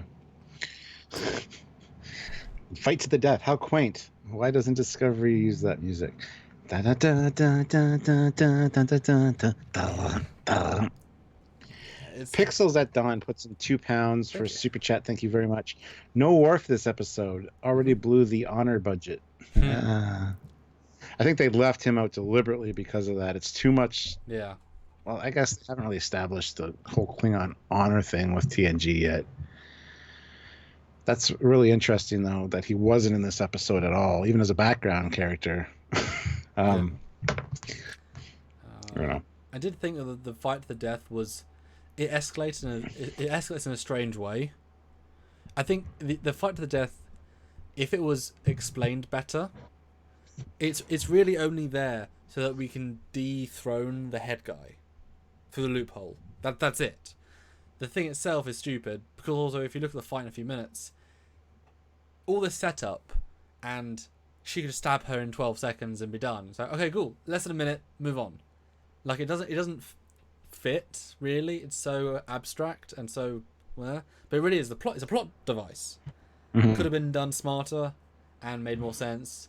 Like, maybe, she wants to be in charge of the entire planet, and she, there's things you could have done to make it smart. This was, and it's like the other lady's only part in the episode is just to challenge another woman to a death fight. It's like, oh, okay. It just doesn't frame quite right. I mean, clearly it doesn't frame quite right, but I don't know. Yeah. Then we get a scene back on the Enterprise with Riker staring at a screen for some reason. I can't remember what that's about because I have no notes for it. Oh, no, I do. I remember. This is when Beverly comes in and he's like, we've got a message from the colony. Do you know what it is? And she's like, Yes, No, it's that's not. death reports. That's later. Is That's it? later. There's screen caps for that. Yes, I do. Oh yeah. Well, I've no idea then. I think he's probably looking for a loophole or something in their cultural code, as they do many times. Yes. Um, but then we go down to the planet again. Tasha's doing her stretching, getting ready to do this fight. Picard and Troy come in, and this is where Troy's like, you felt good when he said he wanted you as his first. She's like, yeah, it did feel good. Wait a minute, you're my friend. You tricked me. When? Really? Really, really stupid. And I think this is why Picard agrees and knows what she means. But this is why I say Troy is quite out of character in this episode. She's using empathetic powers, but she's very unempathetic in her voice tone. She's cold. She's not actually she's meant to be friends with these two people, And here she's being the plain. You fancy him, don't you? You think he's attractive, don't you? Yeah, bitch, don't you? It's like, you know what I mean? Tonally, it's completely weird for the character. Did you get the vibe too? a little bit, yeah, not quite that harsh, but yeah. No, but it was more subtle. And the way Tasha oh yeah, I thought I was really honored to be like, wait a minute, you tricked me. Oh, you. It's like, really? It was really poorly played. Yeah. It seemed very silly. And this is where my note, Tasha has no motivation. It's like there's no reason for her to like him in any way. There's no reason for her to even be motivated to fight this person. If you were in this situation, you would assume that the captain would get you out of it. You wouldn't assume you actually have to kill this woman. Oh, don't worry, Captain. I'll fight her. What? You're going to kill her? Yeah.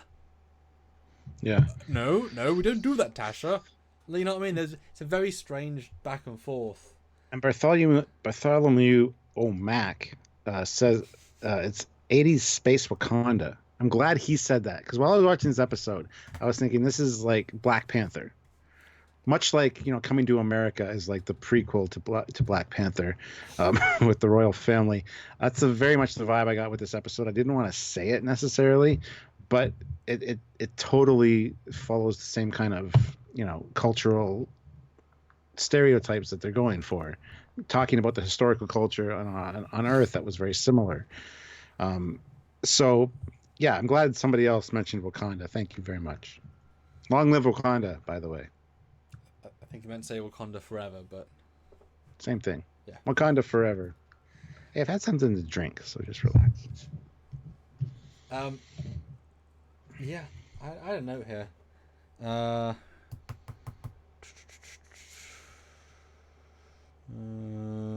don't know, but yeah, it's a weird scene. It's a weirdly played scene overall. And then we get the scene where Beverly comes on the bridge, and the plague is now out of control. The estimated deaths are in the millions. We got to step this thing up. Let's get this going. Again, no B plot, so it has a TOS pace to it, which again I don't mind necessarily, but yeah, because it's a very quick scene, and then it's like all of a sudden back to the planet, and then Picard walks in. Yeah, we got word from the ship, the plague has got bad. This is a great time. Can I just briefly skip to the last moment, because we might forget it? Sure, yeah. So last moment, they warp out, and Picard says, "Oh, we should go to them. Warp 3, aye sir, warp 3." And all I could think back is to this scene where Beverly's like, "Oh no, they're dying even quicker, even bigger outpost, even bigger deaths. Warp 3." It's like, you've got the cure. You're literally letting millions die. You go warp 9.8 that shit. Warp 3 is an insult to everyone you're letting die. This moment is to tell us it's important. It's people getting killed. There's another moment later on where Geordi's like, millions could die. And they completely forget about that by the end. Did that step out to you? Because it's like, Warp 3 is really slow. I didn't notice it. Oh, slow. It would make sense after the whole, warp is destroying the fabric of space-time episode, maybe. But again, it's still an emergency. It's still an emergency. So yeah, step it up to warp 9, guys. Let's get there like in a day instead of like a week. You know what I mean? It's like, this is kind of the B plot. The entire point of this episode was to get the drugs to help people. Yeah. That's a broken moment. you know. But I think they couldn't go too heavy-handed on the disease subplot, despite it being theoretically the main subplot, because they're not actually going to pay it off in any way. Well, there's like, when I said there's no B plot, there's a small B plot that we get to in a second, but it's so minuscule. It's not even really a B plot, but I think there's like there's 2 double D plots. Double D plots? You say double D or double B? Double D. They're unimportant, but there's 2 of them, but there's 4 of them. Yeah. But they're big. Just far away from camera. I don't know. I can't put that analogy gets worse as I go.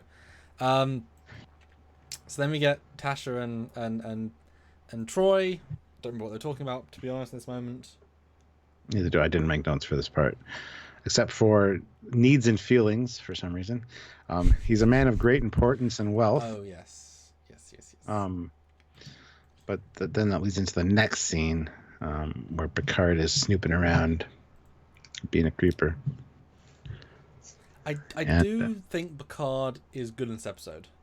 He is good. He's very well balanced, and this next scene, where he talks to them, it's an interesting way of seeing Picard. He's like, well, we know how women really are. Nod, nod, wink, wink.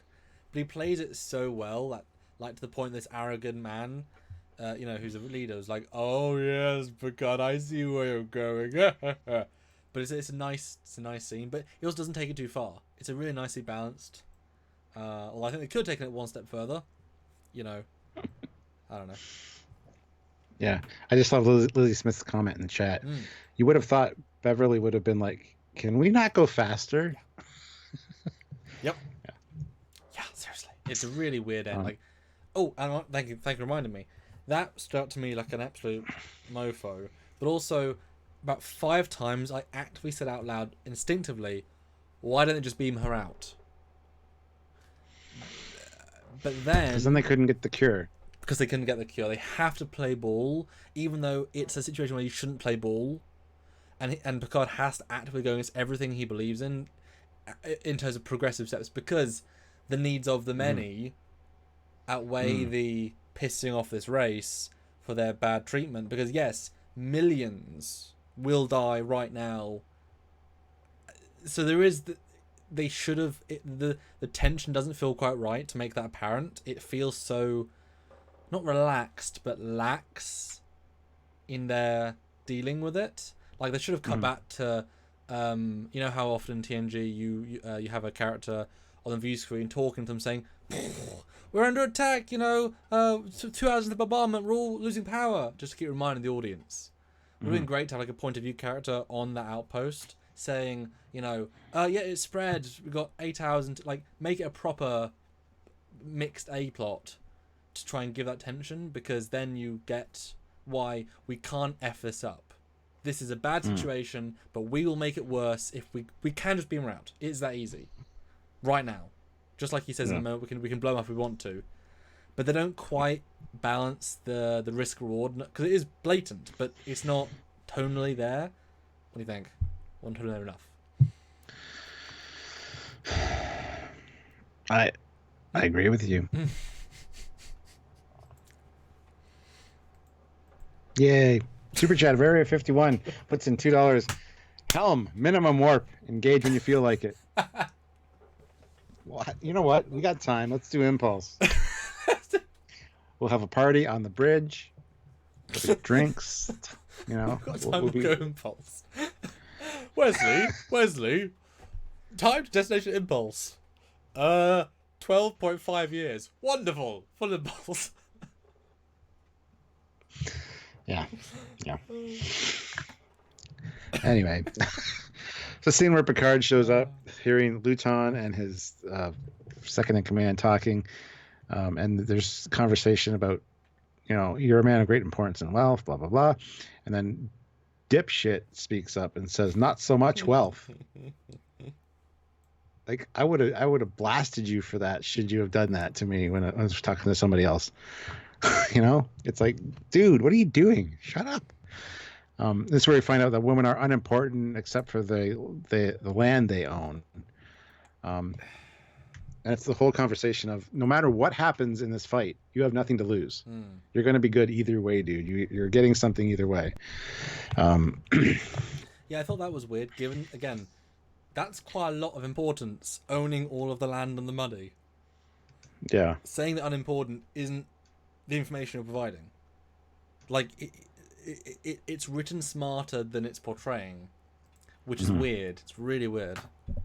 Mm-hmm. And then the next scene, this is the small B plot. the Geordi Data friendship scene, I guess. And talk to people. He's really bad at it. And his best friend is a computer because he talks to the computer like it's a person, and he talks to Data. Anyway, he's shaving with this razor, and Data's like, "Why didn't you use the razor that I calibrated for you?" And well, that would be too perfect, Data. The human equation dictates we don't want too perfect. I'm still working on the human equation. Then we go into a really bad joke. Includely in the kiddlies.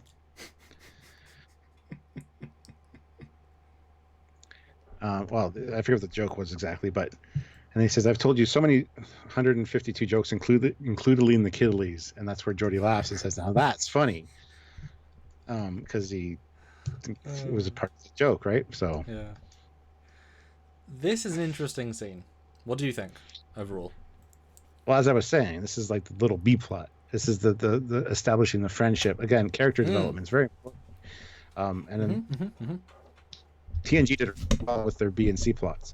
And this is what this kind of is, a hint of this. I really like this scene. The set's odd, but I mean, it was a neat scene and led into the main story, so it wasn't really a B plot, because in a second we hear, I need you guys for an away team mission, so report to the transporter room. Yeah. So it came out of the blue when I was watching it. Yeah. Like, what the hell is going on here? And then all of a sudden, when Riker says, "I need you guys," to say, "Oh, okay," But yeah. Yeah. This scene is good, and you mentioned TOS. I think is a great point. TOS near these scenes. Cut away to Chapel talking to Sulu. Secondaries having a conversation. Throw in one or two each episode. You would have known them, you would have got a sense of them. That, because really this is the Picard gets most of the time. He's doing great with it. Data's quite a lot of time. Everyone else is pretty mixed, actually. There's no real secondary in this episode. Everyone's like Picard, then the rest of the crew. But this is a good scene. And I think the joke itself is fun. Although I find it funnier when he gives the what he said, tingly. Includedly in the kiddlies. Yes. Thing is, Dave says, "Oh, my tongue slipped." That's so he made a mistake. That no, Dave doesn't do that. No. Yep. No. That broke it for me. I thought the exact same thing. It would have been funnier if he just started saying every word and kept going, and he thought that was funny because he thought they'd punch. Like, there's a better way of handling it. And also the Data, my friend. I hated him saying that. I hated the tone of voice, the feeling. It's out of nowhere. We don't even know they know each other yet. He walks in and say, "My friend." It's like, "Oh, you don't say that. Oh no. Yeah. Doesn't work for this. Doesn't. And also horrible crew quarters. Garbage. Yeah. Garbage. Awful. But it's a great scene. And just for fat produce. Butterfly in the sky. I can fly twice as high. Take a look. It's in a book. A reading rainbow. It's the LeVar Burton show. I used to watch it all the time. So he's putting the lyrics in the chat, so I had to read that for him. And I guess, whatever, 1980. Puts in another $2. Thank you very much. Geordi, which is spelled wrong. It's supposed to be Geordi. But Geordi must like houseplants or trees. Maybe he's not in his quarters. Maybe somebody mentioned the barber shop earlier. Maybe there's a barber shop razor rental place on the ship. There's enough rooms in the ship. You could have that. And who shaves in their living room? I guess. Well, actually. Well, I mean, with an electric razor, I probably would sometimes watching TV. I brush my teeth watching TV sometimes. And drink the booze at the same time. It's like just that's your sad evenings, Yes. isn't it? Booze and teeth brushing. And also I like the shaving in essence, but also I'm sure they'd have follicle dermal ungeneration, or the follicles stop going. If you generally have to shave every day, I think that would be a long-term solution. It's just hair follicles. Yeah, you would think so. You could turn them off. This is the future. I'm just saying. Access your DNA codex and just turn that one off. Yeah. That'd be sweet. But it's a good scene. It's definitely this is one of the best moments of the episode. Actually, this is TNG pretty much being TNG, but right at the start. Although Data's a little bit too emotive, he's got a little too much range. He hasn't honed it. And in the next scene, especially where he beams down, there's a little bit of Brent Spiner in it. It's a little bit of Brent Spinerisms. It's a little bit. I was like, oh, okay. As they beam down and they pan across, I got to say the waterfall is really cool. Like I do like some of the. That's what I mean by this episode not as bad as I remember. I didn't remember such like interesting things that they did, but panning across the waterfall, then you see the armory. I thought was not too bad, to be fair. And this is where Picard asks him, I want a weapons analysis on all these weapons. You're both weapons experts. Worf. I guess Geordi Worf makes in at this point. I mean, right. Geordi makes sense because he can analyze the different curves and the sharpnesses and things like that. And Data can calculate everything. I mean, they're the techno duo. I actually wrote down. I think Picard's cheating at this point because he's using the special people who can think and see to work out weaknesses. Like, is that fair? Really? Is that fair? Just saying. Yeah. They which weapon you want? I mean, we don't know until the day of, so look at them all and let me know what's going on. Just the scene kind of came out of nowhere, really. It's like, yeah, okay, we know about the weapons. What do you do? Well, I guess it comes in handy. But it's not just that. This is the forced allegory scene. Is that a joke? Well, it could be. It sounds like it could be a joke. And he goes on this big allegory of the point of the episode, and it's super blatant, super poorly written, super in your face. But it's like, we had to get it. Here it is. And then they all walk away. It's a really poor scene for that. It should have been just out of the episode, in terms of just pacing and just feel. Yeah, that's why it's there. Yeah. Next scene, we see Riker on the bridge, and they are tracking everybody's position. It's like they almost intend to have them beamed out at some point, should they need to. Well, he does say they said they still have it later on. Perfected. Yeah. But yeah, it's super advanced tech. See, this is what I mean. We now know what 23rd century live science detection looks like. It's dots on a blue square. Don't go 3D. And I have a question. Everything else is in capital letters, so why does Picard Captain J.I. instead of John Luke? It's J.I. Oh, that's not an L. Just saying. This is remastered as well, so probably a mistake in the original one. So is that like James R. Kirk in Where No Man Has Gone Before? Because it's clearly J.I. Everything else is capital. You got Lieutenant Tar, Yar, Natasha, and LaForge. That being said, he's a lieutenant, and it says IT. He's the IT guy. I guess they don't use capital L's in the future, just small L's. Hey, it's the future, Anyway. man. Every Anyway, yeah. So then they Yar attempts to talk to her to kind of stop the fight, and I'll have none of it. Tar's like I fight for the Tar. Yar. Why say Tar? Because she got killed by Tar. There we go. I was about to say you're sensing from the future, Stuart. Something about Tar, as if Freudian slip. As if a monster from Tar hurt somebody. Like a water transfer tattoo stuck to her face. Anyway, Yar's like, I fight for the future. I this whole conversation. I fight for the players. Fight for the users. That's the word. Users. Anyway, fight for the vaccine. Blah blah blah. Yeah. Didn't work. She still with it because she, is being stubborn, I guess. This is my stop saying code of honor note. I say it a lot in these 10 minutes. And also, this is the scene. I didn't like the scene because it makes this woman, who's only had a few lines, even more one-dimensional. Does nothing for anyone.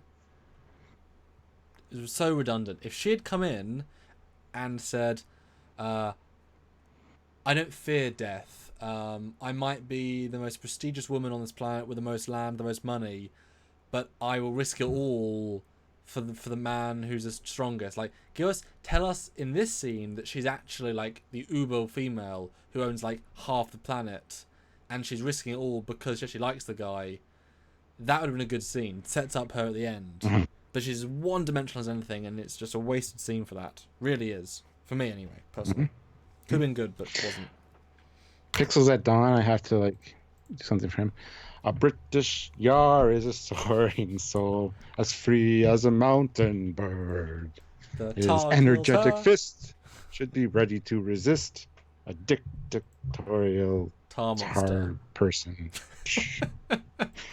But back in Four Seasons as an alternate universe person, and then goes back in time, fact, becomes a Romulan. Interesting fact. I was actually in a Pirates of Penzance play in public school, in grade school. So did you sing the songs? I was one of just the soldiers in the background, or not soldiers, one of the sailors in the background. I wasn't one of the main guys, but yeah, I sang a lot of the songs, so I have them memorized. So anyway, Gestrel 1980 puts in another $2. G Sterling 1980 Pac Mac locators # code of honor. Pac Mac locators.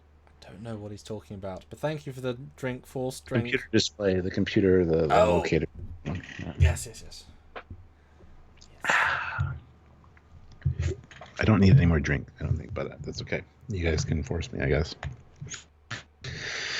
So the next scene, they walk in and talk about the weapons are deadly and light. Like, they're designed for a woman. They're made for women. That's sexist, but that's okay. Although I guess if they're the ceremonial weapons, and the ceremonial is because I thought that too, but then they say it's rare but not unheard of, and as they go on, they kind of imply that the females battling each other for the males is a bit more regular than, it's not like every 100 years. So I'm sensing that might be like the ceremonial weapons, and that's one of the biggest ceremonies where women can challenge, because I own the money, I want to be the husband, because then I get to pick who the winner is. Also, I'm trying to make it slightly more better for society, but it's like the men can't challenge, only the women can, topple somebody by a thing to the death. So if you look from that context, it's like their elections are, if a female thinks I'm strong enough to beat the alpha and I've got enough stuff, could be interesting. And Nitpicking Nerd says that sphere lamp was from Angel 1. I was actually going to mention that those weird lamps that are behind Tasha in some of the scenes, there's a longer one, a taller one as well. They're used a few times in TNG. A lot of times. And each time we see it, we'll try to reference when it's been used before or whatever. Because that's one of the fun things about doing reviews is the props that they reuse, especially in TOS. Nomad became the cloaking device for the Romulan ship, and so many other things. So but yeah, we hear that there's poison as well on a lot of these the tips, but and did you think, I know you guys pretty close with Data, so she says, well, I know if I'm attractive, and Data's looking at her, just because last episode they slept together, in his eyes I'm seeing it's he even asked, do you love him? Because there was talk about love or whatever, and he said to her, do you love him? It's almost like he was jealous, or his pride was hurt somehow. I think the way it's played, I think it's not that basic, because he says fascinating, like he's very methodical about it, like a intrigue, but I think that's the deeper sense is fine then, you bitch. I was going subtle, you went strong. We'll stay in the middle and tell you what happened in this episode. See, this helps me just tell it like it is. Yeah. Oh yeah. One note from a little while ago. Riker says away party, not away team, to beam down. That was Geordi and Data. Away party, which just stood out as being not the correct thing anymore. Yes. Yeah. All right, so these guys bring in 4 boxes and they say choose your weapon. She doesn't look at any other box, just picks one. I would kind of look through them, but whatever. And it's quite a cool weapon. It's got a spike on it and a bunch of smaller spikes, which are just clearly nails, put in this thing. Again, the high def remaster is kind of a bad thing sometimes because you can see a lot of the errors, but I think for what it's worth, this is the most iconic image of this episode, this weapon. I think this is what you remember about this episode, is like this weird, kind of interesting weapon. Yeah, you know how they do those retro posters of old TOS episodes where it's like a 1960s look, something that stands out in the episode? This one would have that thing, on it as a representation of the episode for sure. Then they look down and they see her practicing, which isn't really fair. Tasha doesn't get a chance to practice, but whatever. They fire up a laser grid around it. And try and practice for years as well. I mean, Tasha does have theoretically enhanced training, but this woman, it would have been kind of funny with a different gravity as well. That's a whole complicated thing, but yeah. I don't think she's necessarily practiced for years. I don't think this is something she expected to do. Oh no, she said it's probably like specifically call out that even though it rarely happens, we are experienced. Oh, okay. They call it out. It's a Legit. it's a weird line, but it's kind of like rarely happens, Legit. But we are ready. Yeah. And then just to fight. And then the 4 things shoot up in the air. It would have been funny if they hit the Enterprise. Shields holding, sir. Shields out of 20%. Shields out of 90%. Damn, their laser technology is so far superior to our own. Move slightly sideways. All right, good. We're good. No, and then Wesley just goes down, and he gets more damage. He's still in charge, goddammit. That was a deleted scene or an alternate ending that they changed. That's going to be the end of the series. Yeah. But I like the fact there's lasers, but I assumed it was a force field. It isn't. It's just like touch it and you ouch. Really should have been a force field. I know they're more budget, but have them like a cage match where you can fling against the cage and bounce back. That would have been much better because this is such a strange arrangement. That would have been nice. Like, I mean, obviously if they had the money, a laser cage where you also can climb on it would have been awesome. But this is the 80s still. I mean, it's the 80s. And we got a scene back in the Enterprise where Wesley is on the bridge. I love what he's wearing. Look at his shoes. Look like slippers and like loafers. Like granddad. And Riker's like, "Hey, Picard let you on. Here you go. Free reign of the bridge. Go sit over there. Sit in the captain's chair or make some, some orders. I don't care." And then he takes off. He gets in the turbo lift and like smiles and leaves. It's like, I just left the bridge to a 14-year-old. Sweet. I don't know how old he was at the time, but anyway. This is literally just a Gene Roddenberry pat himself on the back. He's picturing himself in this moment. This scene is dumb. It's silly. Plays nothing because there's not Geordi there. There's not Data there. There's not Worf there. There's no senior officers there. He's completely unsupervised by senior officer. There's got to be somebody in charge at the con. Usually there's somebody there. We just don't see who they are. But no senior officer. You should have said to somebody off screen, you just keep an eye on him, and then seriously. left on the turbo lift. There's got to be something. Yeah, seriously. It's a really weird moment. Anyway. And Data beams back, and wait. They didn't see. Why did he go to the bridge? Wesley? Yeah. I don't know. Probably because it's a good question, but I assume because Picard let him on once, he was like, "Hey, can I get back on?" I don't know. I just want to point out. Yeah. He's there foreseen. Yeah. But then Data beams back, clandestinely. Like I snuck away without them seeing because our conversation could not be overheard, which seems kind of sketchy thing to do under circumstances that could cause a real problem with what's going on, But whatever. And they're formulating a plan. True story. We go back to the planet. Everybody is coming out. And Tasha's very Rambo First Blood. You know, she got the headband and looking badass. Let's see, what do I have for notes here? Okay, and then I don't really have anything. She comes out, the other lady, and it looks like a boxing match from like Rocky. So we have Rocky versus Rambo, two Cy Stallone characters going at it in this episode. Very cool. Yeah, I do like her outfit. It's very futuristic. Person in the gym. I don't know. It's just a fun outfit. Mm-hmm.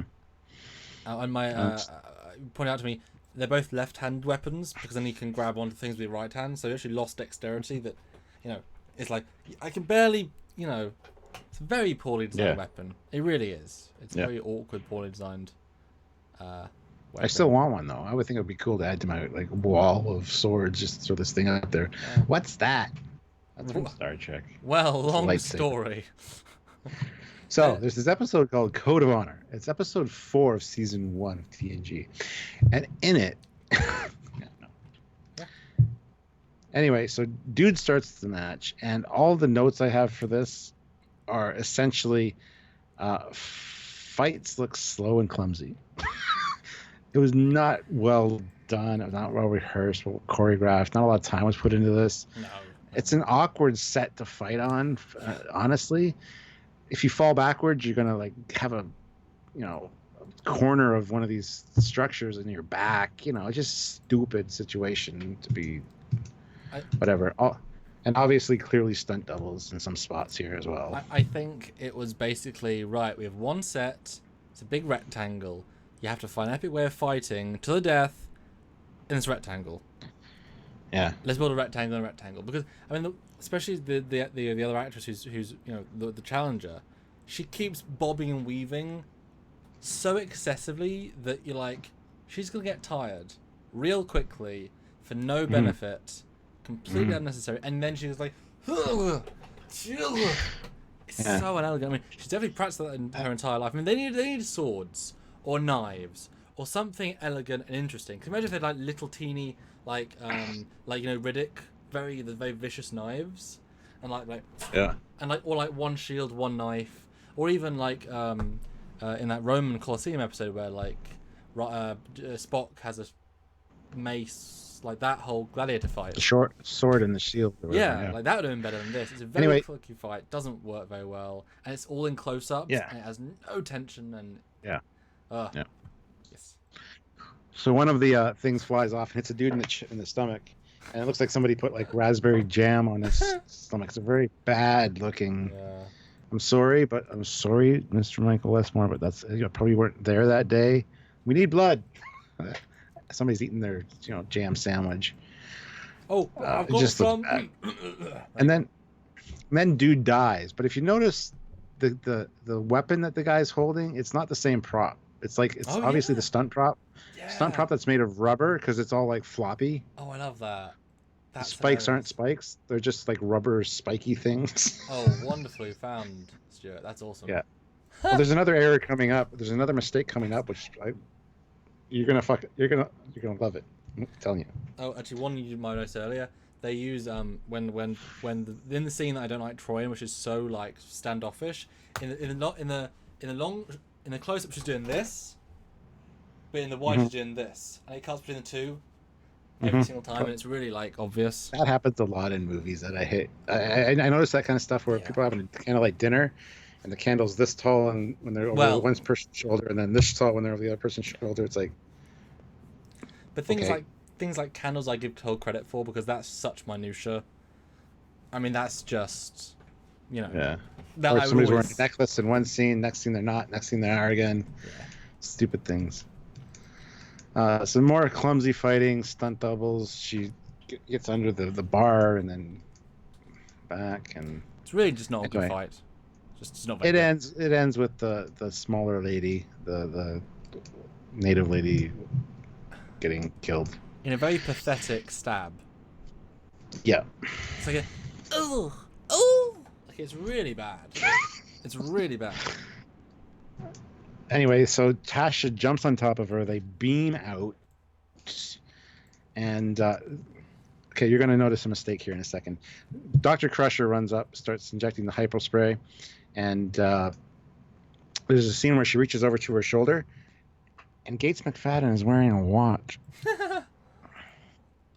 Well, what's wrong with that? What's wrong with that? I was going to say, it's obviously a mistake, but at the same time, she could have been like, oh, Jean-Luc gave me this antique watch. Woohoo! I'm going to wear this watch. It's just, it's clearly a mistake. It's clearly a mistake that I never noticed before. Neither did I. I love that. Although, to be fair, Chakotay gets Janeway a watch. A pocket watch. Yeah. I mean, which hasn't got pockets. But it's less useful. You never see them wearing watches ever. It's obviously a mistake. She was just like, here, put on the smock. We got to film this scene real quick. It could even be B unit. It might not even be Gates McFadden at that point for that scene. Here. She's not here. Oh, you come here. Put this on. Didn't even think about the watch when they filmed it. I think. Anyway, it was just a quick cutaway, wasn't it? I mean, it's just the quick cutaway. Yeah. So. Yeah, good and notice. That's B unit stuff. So. Stuart, we've got a super chat. Haven't had one in a while, but we've got a new one. Huzzah! Pixels at dawn. Thank you very much. £2. No one told them don't play on construction sites. Yeah, that's what it feels like. It feels like kids just dicking around with rebar and concrete. Yep. It's not a great. It's not good. Sorry. And they don't. Like, if they'd had, I know I'm good at sort of creating new ideas, but if they'd had, like, the whole thing was slightly bigger and beams, everything was a beam like a 1 by 1 meter or less, but the beams were all neon poles, and at random they'd all activate or deactivate, and to be like hurtful bars, and so you had to navigate around the bars that would hurt you, but also they'd activate randomly, and so you were kind of fighting the environment as well, and you couldn't physically reach someone because you were out of range, and all the time they'd touch them and get burn and hurt them, and you know, like, give us some sense of danger, because what are these? I assume they're just lights, but they're not. We see them do something, but they have no sense of danger. So, yeah, it's weird. Yeah, they should have definitely ran into one and been like a burn or something. Yeah. And speaking of it, when they kill the lady, and Tasha's on, the tone of something. Oh no, she's dead. It's like, well, I mean, was the other plan? I mean, you didn't tell the other woman the plan, so you either don't be like, either you knew the plan, you didn't know the plan. Be sad or don't be sad. You know, I don't know. It's a weirdly played scene, I think. Everybody's freaking out in the comments saying, "Why not have a watch in the future just because it's the future and it could be an antique watch?" I get it. Okay, it's obviously a mistake though because they don't wear watches in Star Trek. In the motion picture, they have the wrist communicator. I'm just saying. Noticed it. It's clearly like a modern watch. Could be an antique watch, like I said, but maybe Picard gave it to her. But I think it's worth pointing out, at least, guys. So don't get all in a huff in the comments. I think pointing it out. The simple thing is, you can have a watch for vintage cool factor, but there's no reason to have a watch, and so you've got to either give it a continuing mistake or it's an active choice. But it wouldn't just be randomly in a scene like this. It would have been established early in the episode that she got given a watch, and then later in the scene, it would have been like made sense. And right? Beverly's not a character that does vintage stuff. That's never been a thing.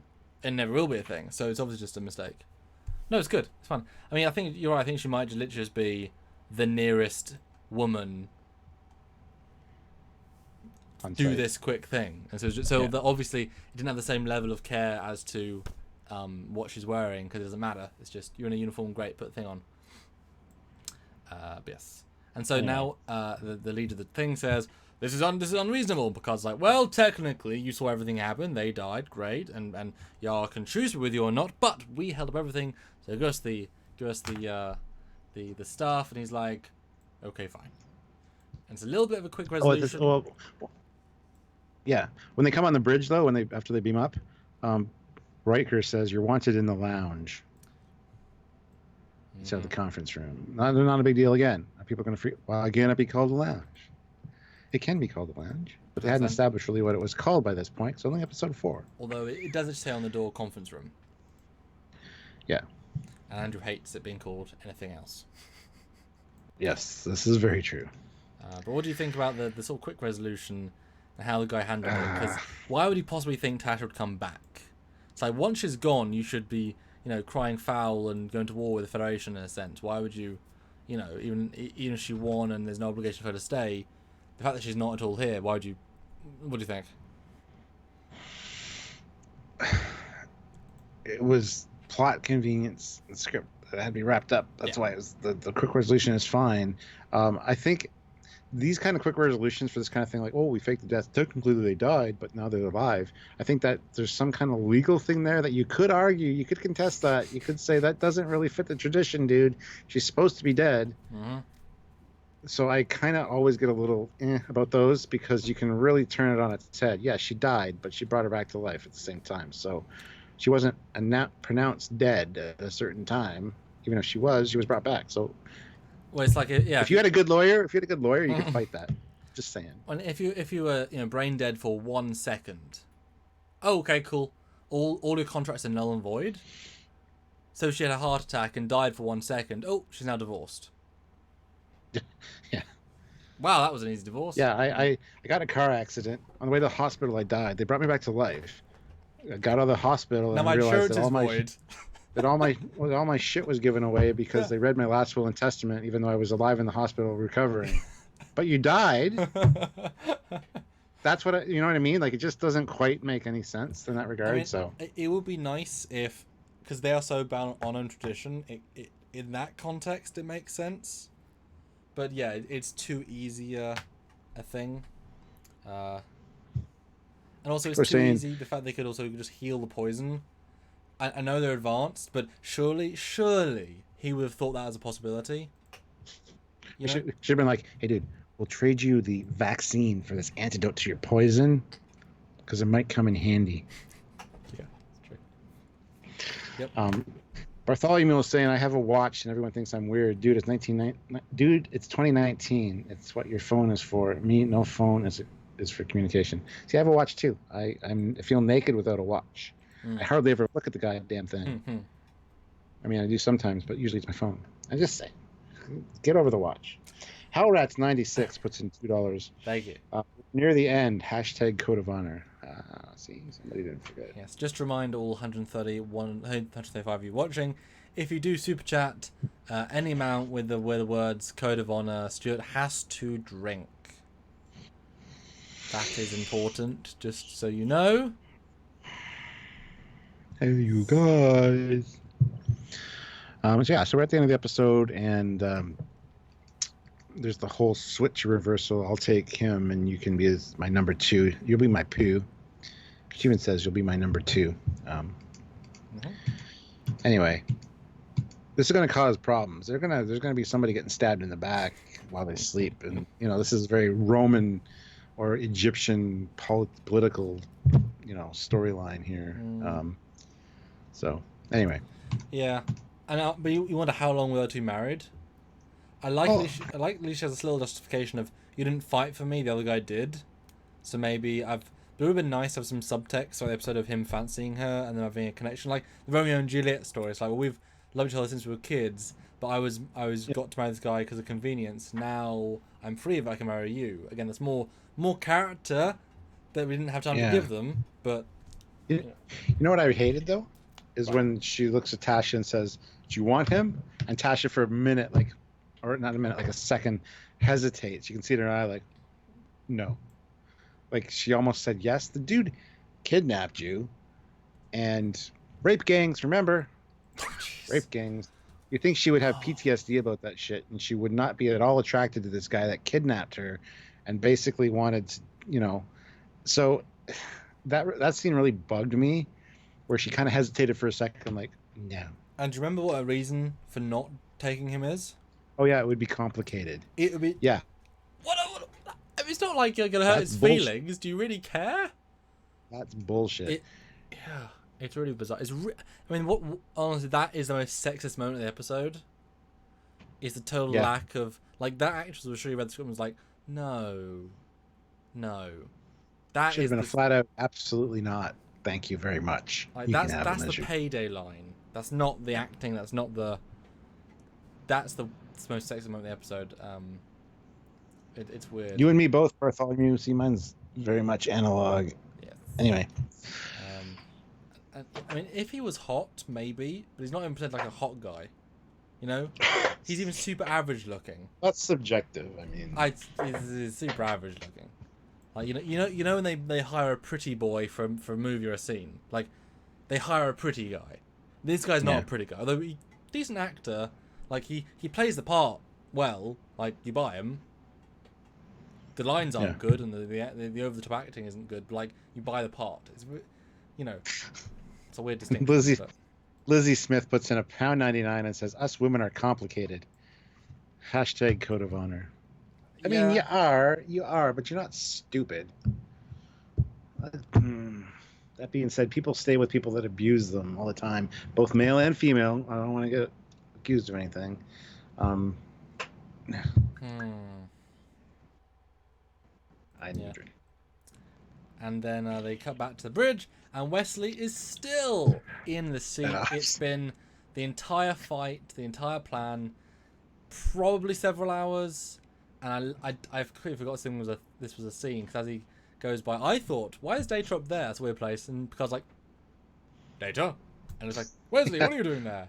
And it's such a fan film, silly, genuine moment. Like, what is Data doing? Is he doing like toilet maintenance from the rear console there? Like sending all the janitors to their job because I can't be at ops right now?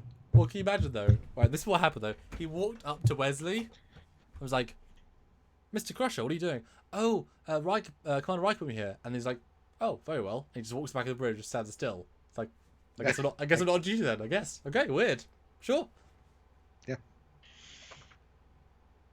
And that was it. That was the entire conversation. And you got to imagine something like that happened because he's standing there. Yeah. It's clearly my spot. Get out of it, kid. Yeah. It's a nice little scene though. I like it. Yeah. But then Picard says, well, you have to come back and sit in again sometime. He's not even a rank. He's an underage, non-ranked officer. You're the flagship, the bridge. Stop it. Just because you want to be in Beverly's pants. Ask her on a date. There are better ways in her pants than letting her son would have been funny. Half run the ship. It would have been funny if he says, yeah, Wesley, take ops. And he looks over at like Geordi, and Geordi's like, you see close up of the panel, it's like, ops lockout. Yeah, child lock on. Child lock on. All he can do is order him food. Or like send messages to his mum, that's it. It's like he's just there. You can send text messages anywhere on the ship. It's so exciting. Yeah. But it's quite a nice ending. I do like it. And then it's Warp 3 and it's just stupid. Warp 3, yeah. You'd think it's an emergency, guys. I wanted to get a nice shot of the Enterprise without the words, and it took me 3 shots for screencasts. Wait, reverses, yeah. Okay, takes back to the planet, yeah. I wrote excess XL in Clivesand behavior. I don't know what I wrote. I don't know what it means, so I'm going to ignore it and move on. Were you drunk? Nope. And there we are. We managed to get through Code of Honor. Longer than the last few episodes, Stuart. It took us more time to do Farpoint. To do Code of Honor. That's because I've been... Yeah. Oh, my coaster stuck to the bottom of my drink. There we go. So that was... I mean, I think we both, without saying it to each other, thought this would be shorter. Yeah, I expected an hour and a half. We'd be like, guys, if you want to... Yeah, I expected it to be a lot shorter. Nope. It was a longer one somehow. I've been told that we should do shorter reviews, like an hour, because not people can invest 2 hours each time. And I'm like, that kind of makes sense. Do more at an hour, but I don't think that really works out so well. Because we have such great conversations, and we come up with such good things that the other person doesn't notice, that we have such great conversations, and we generate such good conversations in the chat as well. So, and the fact is, yeah, we're trying to let this episode breathe, because we don't judge it. I mean, we could summarize the episode in about 2 minutes each, and that would be the review. Oh, absolutely. But we're going through each scene, because each scene has good things and bad things. This is why Discovery give it its fair shot. Some scenes are better than others. Some moments are rather good. Some are really bad, but it's that interesting journey. And most reviews don't do visuals the way we do, because we can point out that guy with the broken eye, the watch. mean, that was a 2-minute, 3-minute conversation, and with the fans. I mean, that's a whole thing that you wouldn't have got otherwise if you hadn't actually took painstaking attention to screenshot lots of things. It's not just his 10 screenshots. We're doing it scene by scene in a detailed way. It's long, but this is a great sort of content to have on a second monitor in the background watching. You know, you guys live getting the real experience because you get to talk, ask questions and stuff, and this is obviously slightly more for you. But we're still focused. We're still in the episode. We don't go on half-an-hour tangents. We are still focused. And you that watch us after the fact, if you enjoy it, our full review, full thoughts. It's good. I enjoy this format, and it's long, but it's not for everyone, you know. And Clark85 says, Trekyards, do timestamps. That would help. You know how much longer that would take to prep each episode? Yeah. I mean, that would be great.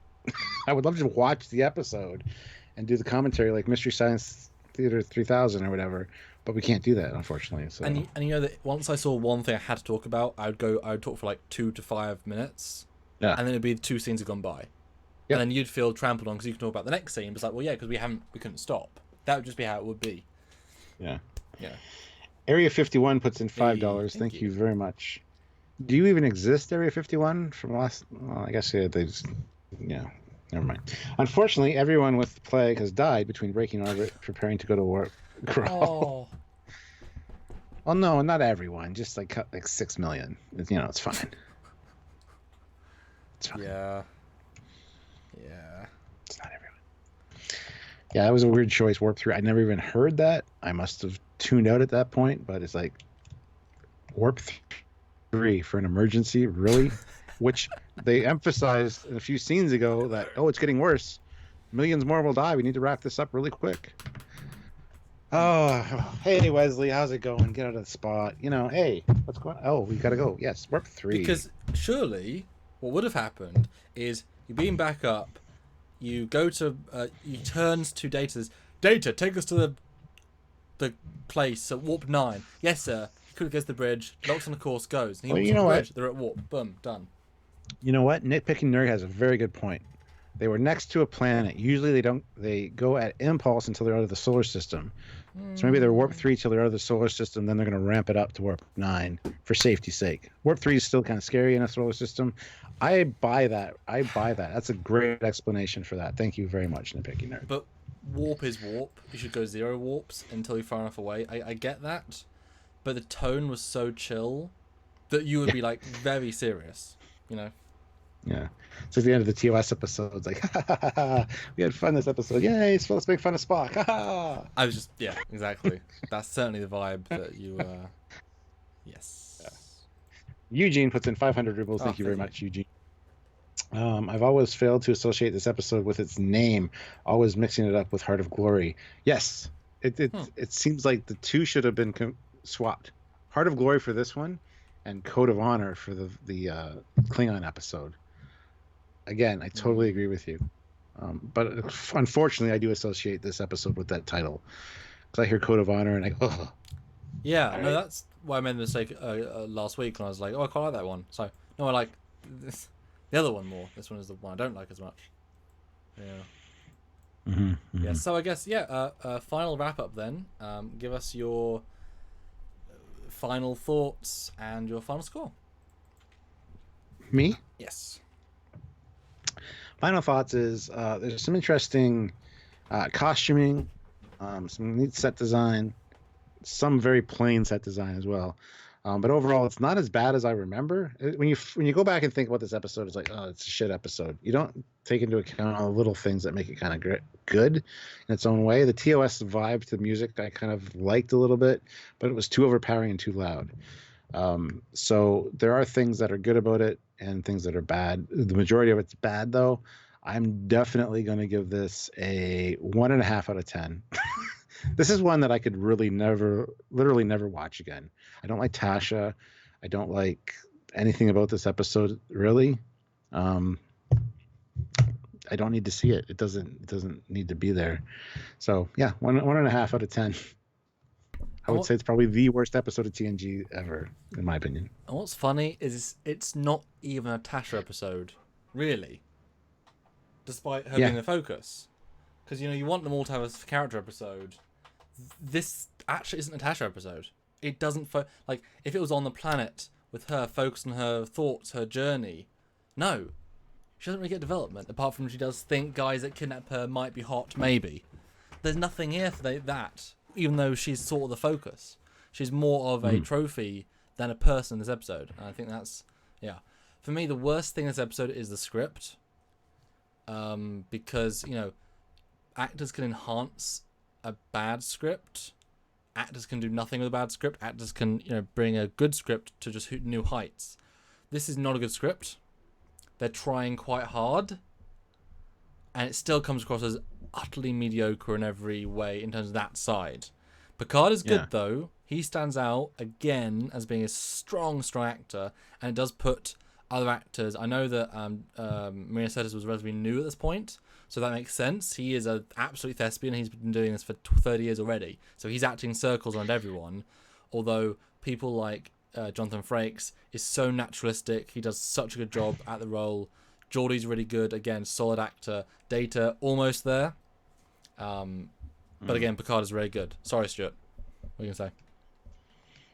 I wasn't going to say anything. I was going to read one of the comments. Sure. Where is it? Here. It's disappeared. Oh, no.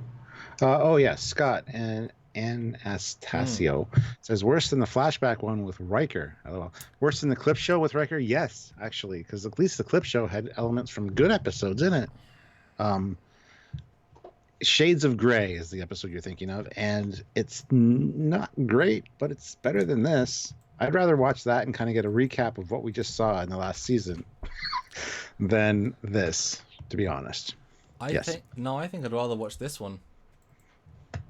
Well, honestly, you're wrong. But what? It's like, what's the point of watching the episode? Nothing. I like Shades of Grey. I think it's. I don't like it. I think it's a good way to do a clip show. And it was more enjoyable than this. Yes. I think it's the laziest way to do a clip show. Only problem with it is it has Pulaski. A lot of Pulaski. Yeah, I mean, I'm not excited to get there. That's definitely one of my pet. That's like burning the bottom of... I mean, that's literally, we have no money and no time and no effort. Let's make an episode. With nothing, barely even a script. My final note, I'm probably have to agree with you 1.5, because there is decent character beats, and so I like that. You get, if you took out the good character moments, you'd have a good like 6-minute vignette. Actually, just the A plot isn't good, and the script is bad in general. But like I said, if it was aliens, it wouldn't be called the racist episode. Not remotely. Yes, absolutely. And if the cast had been more than just black people, again, that they did it to themselves. They were not self-aware enough. Or if it was more advanced looking as a race, like if they'd had... Like in the Orville, where Isaac stayed on the planet for like a millennia, and they came back and they were really super advanced. You know, it would feel different. Yes.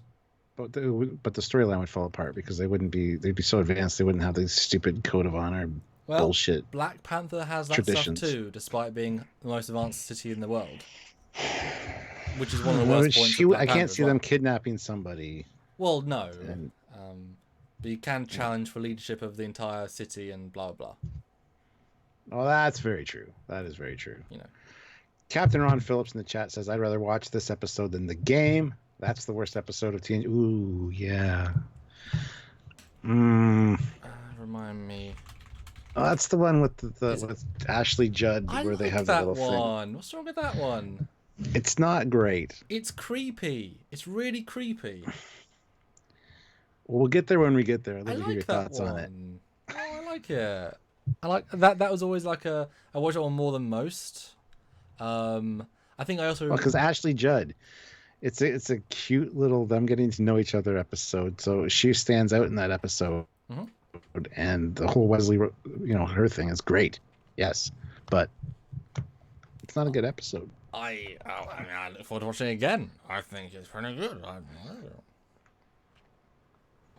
And Masks. Somebody brought up Masks. Mask is an awesome episode. A lot of people say they hate the episode Masks. It's not. It's good. It's a good episode. I really enjoy that one. It's dumb. Wow, we're divided. We're divided on a lot of these. This is Hold on. interesting. It's dumb, but I like it. Ooh. Like Brent is awesome. It is dumb, but it is fun. Yeah. You know. Okay, guys. Now you let us know, because no one's actually put in the comments. What do you give this out of 10? That's one of our final notes. Please let us know what you guys think. Now, is this worse than every episode of Discovery then, or is the worst episode of Discovery worse than this? This is worse than most of Discovery, if not all of Discovery. Yeah, in my opinion. Yeah. At least Discovery has good, big effects budgets and kind of a cinematic feel to it. That's something that you can enjoy even in a shitty episode. This one just has. Yeah. Oh, there's nothing. There's no flair in that way either. Yeah. It has the only way this one is really enjoyable is think of it as a TOS episode. As we called out the music, there's a few. If you like the TOS music, you like that kind of feel. This one has that for you. It has the Gene Roddenberry TOS stamp of approval on it, because it could literally be an episode of TOS. So it's got that for it, and I love TOS, but I don't enjoy the episode, and that's fair to say. I mean, it's even though it feels TOS, I still didn't enjoy it. I'm not going to say I loved it because it was feel TOS. Side question. Yes. Would this have been a better TOS episode, or how would it have been as a TOS episode? It would have been fantastic as a TOS episode. I think it would have been great if they had kidnapped Uhura or something, or maybe a female security officer. Yeoman Rand, or okay. But they need to be a strong character. So Yeoman Rand, she's a yeoman. She's not really, it would have to be somebody on the away team as a security personnel or something. That would have worked. Yeah, some changes would have had to been made, but I think it would make a fine TOS episode. Yeah. Okay, cool. Yeah, guys. So let's try and get another $10. Make it easy tonight. Final 10, and then we can pop off. And then the next episode is Last Outpost, I believe, which is the Ferengi episode. Yes. And still amazingly that the same Ferengi actor, Armin Shimon, who is it? Yeah. Literally until the last Ferengi appearance in Enterprise. So real class act there of Ferenginess. Yes. You know what else this would make a great episode of is the Orville. I think they could redo this whole plot and this whole storyline, have it very similar, but enough changes made that it would work. Here, like you said, they kind of shot themselves in the foot by the casting choices. You make them an alien species, you put prosthetics on them, and all these things, all these issues that people have with this episode go away. I mean, make them a renegade Moclan sect, a ultra fanatic Moclan sect, who not only don't believe in women as whatevers, they actively steal women from other cultures and maybe make them into men. I mean, that would be that'd be an even darker plot, obviously. The male Moclan species takes the Moclans takes the hostages as mates by making them men. I mean, that would be damn scary as an episode. They'd be really bad, actually. They're like the absolute epitome. Kind of like Takuma's evil sectness. But he was just like kill everyone.